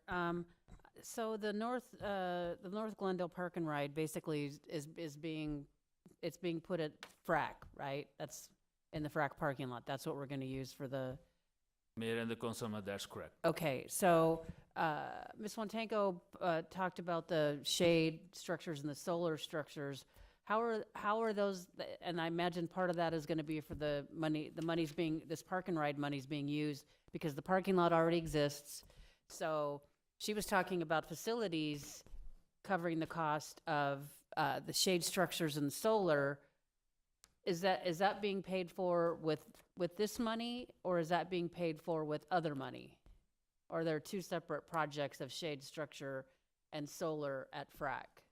Mayor and the councilman were the two separate projects for the solar and the shade structure for the park and ride. They're separate project. With the initial project, we also evaluated putting solar on the park and ride side, but it was too expensive, so we could not afford it. We didn't have the funding, so that project was then not carried forward. It was just Okay. optional. We consider. All right, so I'm guessing that almost $3.5 million is more money than we're gonna need to finish the park and ride, because the site already exists. I mean, even if the parking lot has to be resurfaced, I would imagine the park and ride project's only gonna be responsible for the portion of the parking lot that's being used for the park and ride. So do you have a ballpark figure, some amount that you anticipate that really to complete this project, is it going to be $1.5 million or $2 million or something like that? The project construction, we estimate as about 1.8 million to complete the project on the park and ride site. Okay, that would leave about $2.5 million additional funding that we could, because it's a transit site, we could take that $2.5 million, and I would like to see that money go to bus pullouts and bus stop enhancements, because that money's already been allocated for people who use transit. So I think rather than that being absorbed back into the transportation fund, because I was certain that we're not gonna need $3.5 million to finish the park and ride. So if it's 1.8 or somewhere in that neighborhood, even if it ends up being $2 million, that still leaves about $1.5 million to plug into some of these other transit needs that we have, and that we owe it to our residents. To a lot of the people that use our transit are elderly. It's hot here, and I know we at one time looked at outsourcing best shelters with advertising, and I mean that's a conversation for another day. But I know at least Councilmember Clark and I haven't forgot that we need to do a better job on our bus stops and providing bus pullouts. Bus pullouts they really help the traffic continue to move. And I think it's a huge safety thing too. I mean, I'd prefer not to have to stand right next to busy 59th Avenue, literally right on the curb waiting for a bus. I'd rather be, away from the traffic. I think it's a safety, and we see just about every week here, somewhere in the valley, a pedestrian that's not in the roadway, but a pedestrian getting hit. So I don't know whether we don't know the exact amount yet, but whatever amount is left for that, I'm asking, don't put that back into the regular pool of money for transportation. Allocate that money for other things that we've been talking about here that we would like to provide for transportation. Mr. Mata. Yeah. Mayor and Councilmember Tomachoff, that would be a great suggestion. However, the majority of the funds identified for this year it also includes grant funds that are specific to the transit operation for this particular location, the park and ride lot. So if in fact those are transferable, we could certainly take a look at it. We'll deal with RPTA and see if in fact those funds could be transferred to serve another similar transit-related function. But as we speak right now, those funds are restricted. I believe, if I'm not mistaken, their PTF, it's Regional Transportation Sales Tax money. So I don't know how restrictive it is, as long as it's used for, I'm not sure. But I know, I know I know what the source of funds is. I know it's Maricopa County sale, it's Prop 400 money is what it is. So, and the money's being run out, and the projects are, 2025 is the end of the line. And I think there's been a little more flexibility with this money. I would hope we would not have to give the money back as long as we're dedicating the funds to transit. So I would like staff to at least take a look at that and see, and then if there's a consensus with the council to use any available leftover funds for those types of things that are also transit related. Mayor and the council, I want to clarify, I think I misspoke. 1.8 million was, I was just talking about the parking lot. There's some construction required on the street itself to pull the bus and so, but point is well taken. Whatever money is left over, we will work and see if we can reallocate to the bus stops or bus pullovers, I apologize, Shahid, I wasn't sure I understood what you said. So, So part sorry. of the money is for the street? So we need to, for the bus to pull in and pull out, we need some reconstruction on the street side, and we need to move some poles, electric poles, which are run along. So those are high tension wires. So those are also part of this project, Mayor, if I could, isn't the parking lot already being used for a park and ride? But we need to have a proper pullover into the bus, temporary use it, but we need to have a proper design standard. We need to make sure we have the transition lane, from the street into the. Okay, into thank the- you, but my question is, isn't it already being used it's already being used for a park and ride? I know someone who uses it. Right. So the bus is already pulling in there and picking Right. people up and picking them up. Right.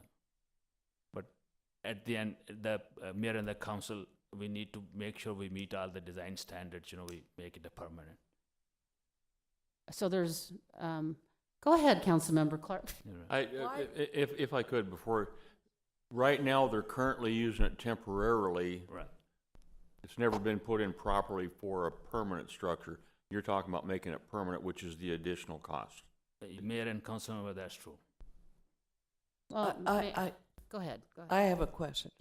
If the proper design standards are not met for buses to use this park and ride facility, why is it open? Mayor, members of council, it's because we're using it in a temporary, Right. which we have a latitude on as a temporary, but we are converting it to a permanent use. Thank So you. we're not doing it illegal. We were doing it to get it into play as quickly as possible while we made the necessary improvements. So, thank you, Mayor. So what, are you saying you're gonna have to basically make another ingress egress point in and out of the parking lot for the buses so that they don't have to use, I imagine now they probably pull in and then they have to go around the park, they have to circle around the park and ride parking area to exit out the same place they came in. And Mayor- you can only go right out there too. Mayor and the council member, it's basically the turning radius, and the transition lane once the bus gets into the out, so they can make a safe turn without any conflicts, It's using the same ingress, ingress out, coming around, but it's basically the turning area, which require relocation of some of the curbs and will require relocation of some of the utility poles, electric pole, which is just on the back of the curb. Okay, well, I think that we are all in agreement anyway. I hope that what I understood is that we're in agreement that whatever funds are left over, we'd like to have that be used for the other two transit things that we talked about as bus stop enhancements and bus pullouts. Thank Mayor you. and the council member, that's. Next. Next up is wastewater, which is 11% of the fiscal year 25 to 34 draft CIP. Wastewater funding is mostly sewer enterprise user fees and 3% development impact fees. Wastewater capital improvement plan priorities are to maintain a resilient and secure infrastructure and to meet all federal and state regulations. Some of the major projects in the first 5 years of the wastewater are the rehab of the sewer lines, manholes, and lift stations, the 91st Avenue Water Treatment Plant, and to rehabilitate the West Area Water Reclamation Facility. Here are the funding sources for the wastewater projects. As you can see, the sewer fund is a vast majority of the funding for the projects. The next two slides list the individual projects for wastewater. There are no new projects, and their total CIP is $211 million.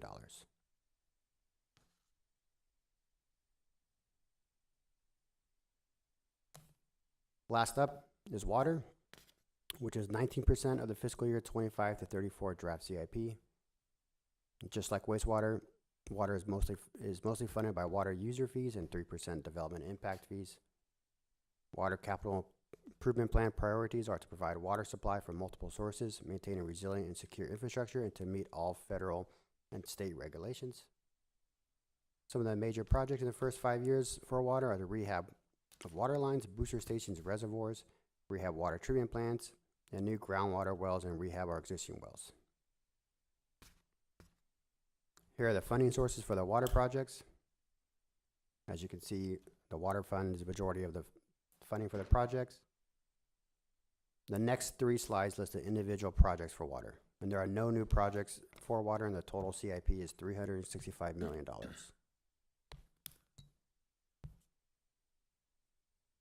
Thank you, Mayor. I have a question. This is an enterprise fund. And I know there has been some discussions about the need for another rate adjustment.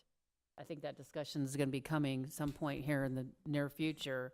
So are these all assumptions, because I don't see any, whoops, what did I just went back to the very first page. I don't see any, and I don't have the yellow sheet in front of me, so I don't remember. So I apologize for that.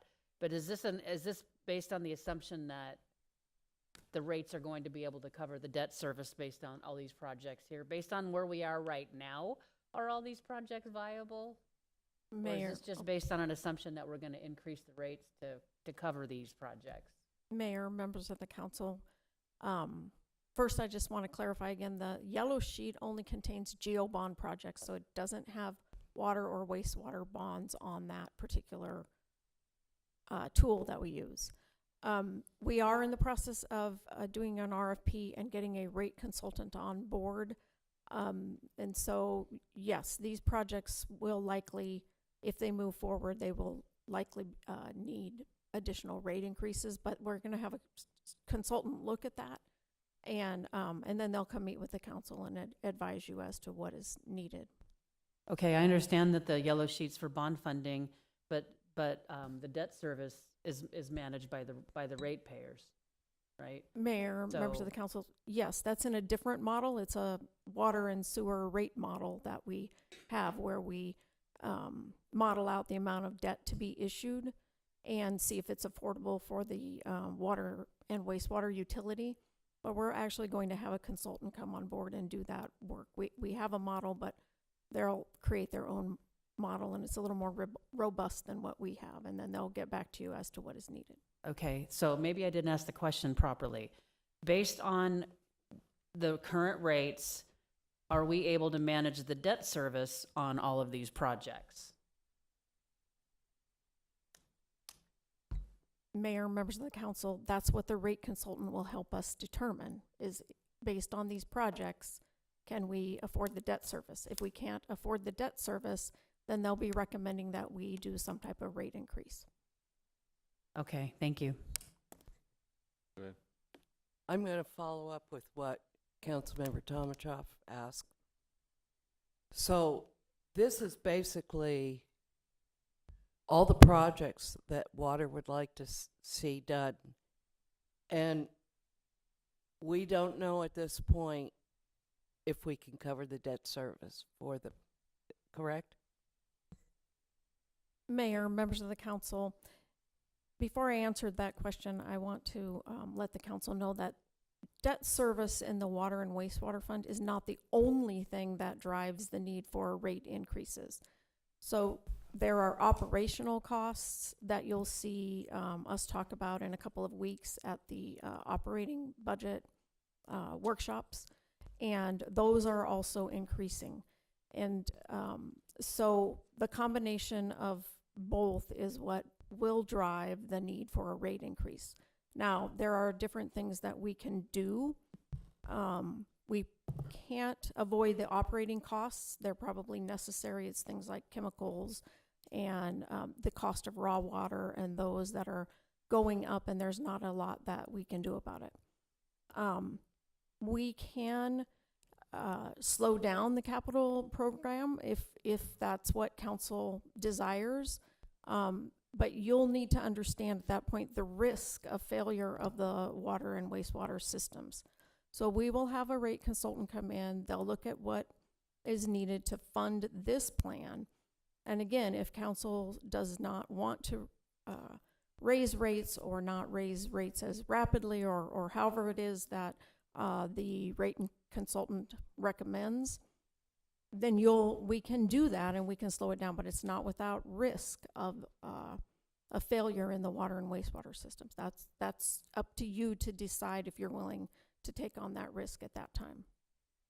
Mayor, thank you. I think that's rather draconian the way that you put it. If you don't fully fund our program, we're taking the chance that something might fail. I always think there's an opportunity within this plan to move a project or two and do it more slowly. And I would much rather, and I said this last year, I would much rather see staff look at this and say, what can we do to take a particular project and maybe put it off for a year or whatever, so that we are not continually raising rates. And I recognize the operational costs. And staff knows that there are operational costs and the cost of raw materials, chemicals for water has increased dramatically. But I would like to see them make an effort to live within an existing budget that keeps our rates stable, either at the current rate or a very minimal increase. I may be the only one that thinks that way, but quite frankly, people are having a hard enough time getting gasoline, food, paying for rent, and we think no, I won't put it that way. And our utilities rates continue to increase. And at some point, you reach a breaking point for people. So I would like us to be mindful of that and try to keep our rates as stable and as low as possible. And I know I'm fighting a losing battle on this, but I'm throwing that out there anyhow. Thank you. Mr. Phelps? Yeah, Mayor, members of council, again, I want to go back to the CIP. And again, as a reminder, as we started off this presentation, this 10-year plan represents almost $2 billion of projects. Do we have the money identified of $2 billion today as we sit here? No, because it's not a policy document. What it's designed to do is to inform the council of projects that we believe will need to be addressed as we continue to function the city. And so we break those down into really 3 categories. We have a 10-year plan, and in the out years of the 10-year plan, we don't have identified resources, but we would assume the council would want to know about those projects even without funding. So, for example, we don't have a lot of bridges here. I come from the Northwest where we have a lot of bridges, and they're starting to fail. Even though we may not, let's say we have a failing bridge that we think will at the end of its life cycles, and they're 7 or 8 years down the road. We may not have funding identified today, but as the leadership of the city, you need to be aware of those potential projects. Not every project in the CIP is of high priority. We had a discussion about bus stops and pullouts. Those are things that are more things that the city council may decide they want to do, but it's not necessarily a priority. There are other projects in here, failing HVACs, roofs, failing streets, things that if we don't do those things, and we go to our enterprise funds, if we're not modernizing our, let's say, our filtration systems and the new codes coming down, you will need to know about that, even if we haven't identified the funding. So then the second part of the CIP, the 5-year plan, we generally have identified resources of where we think we can help fund those programs. And then when you adopt your operating budget, you are actually committing the funds on the year 1. So again, think about it from as leading the city. What information do you need to be looking both short-term, near-term, and long-term? And the CIP is giving you a long-term view of these needs, so then you can wrestle then with the policy of how do we prioritize what gets done. This is not the time to pull something off the list. If we know that a major asset needs to be replaced in 7 years, but we don't have funding for it, would it make sense not to have it on the list? Well, no, we need to be aware of it, so then as we make decisions on growth and budgets and taxation and water rates and all those things, you can then take those future needs and factor that into your policy decision about how do you want to fund, if you want to fund them at all. So again, there are a lot of things on here that we haven't on the out years identified what it will take today. It doesn't change the fact that your team is bringing these to your attention, saying this is something we need to be paying attention to, we need to be following, and again, all those will have different priorities. So I hope that helps a little bit. Again, it's not uncommon within a CIP that we're going to have things that are unfunded. But as we work through things, and if you go back in 2014, 10 years ago, the 10-year plan had projects that we've been doing over the last several years, even though in 2014, they didn't have a clue as to how they might fund some of those projects. We've had a robust economy. Council's prioritized economic development, revenue growth. We had ARPA funds. We have other grants coming in. And over time, we find ways to fund those. And that'll happen here as well. Long after we're not in this room, there will be new sources of funding and opportunities to coming up. But this planning document starts putting in motion at least the steps we need to do. So I hope that's somewhat, I know it's a little bit repetitive, but I hope it's helpful. Thank you, Mayor, and thank you for that explanation, Mr. Phelps. It's just that I don't want us to rely on rate increases as the major funding source, or one of the major funding sources for whatever our plan we adopt. I just want us to be mindful of that and consider that you just can't continue to raise the rates and not reach a breaking point for some people. It's impossible. So thank you for your explanation.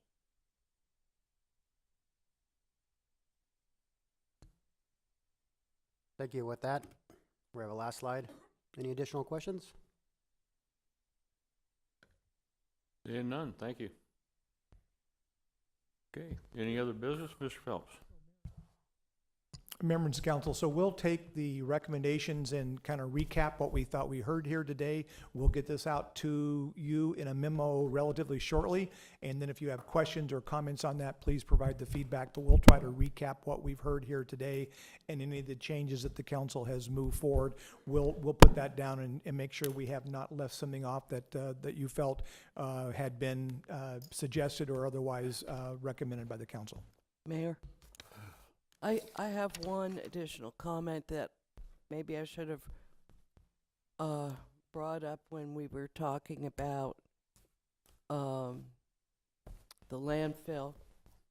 But we have a fuel surcharge, and that fuel surcharge was imposed rightly when gas was over $4 a gallon. Since that time, it has dropped, but I don't believe our fuel surcharge rate has dropped. I would like to see staff build some sort of flexibility or sliding scale into the fuel surcharge that is responsive and sensitive enough that when fuel does drop, so does the fuel surcharge rate drop. I think that's only fair to our citizens. We're still paying the same fuel charge as far as I know. And I don't think that's right. Thank you. Thank you, Mayor. I agree with Councilmember Clark. I'm starting to hear from residents about the fuel surcharge. Yeah. And I mean, the fuel prices have come down substantially. And I mean, I'm looking at the fuel chart, we're about at right around where fuel charges were 10 years ago. So the idea that we're charging, and I know it's gone from $1.54 to 90 cents, but that's still an extra 90 cents that people are paying. And so I agree. I think we need to take a look at that. Thank you. Mayor, council members. Mayor, if I could. My idea is to build a flexible sliding scale that responds to the pressures of the time, so that when fuel does go up, you don't have to come back to council and say we need to raise the rate. And when fuel goes down, I would expect that the fuel surcharge to reflect that reduction in fuel costs. Thank you, Mayor. Mayor, council members, as part of our operating budget discussions in April, we will be reviewing that fuel surcharge with you based on direction we received at the last go-round. So we will be reviewing that. Motion to adjourn. So moved. Second. We have a motion and a second. All in favor? Aye. Any opposed? Thank you.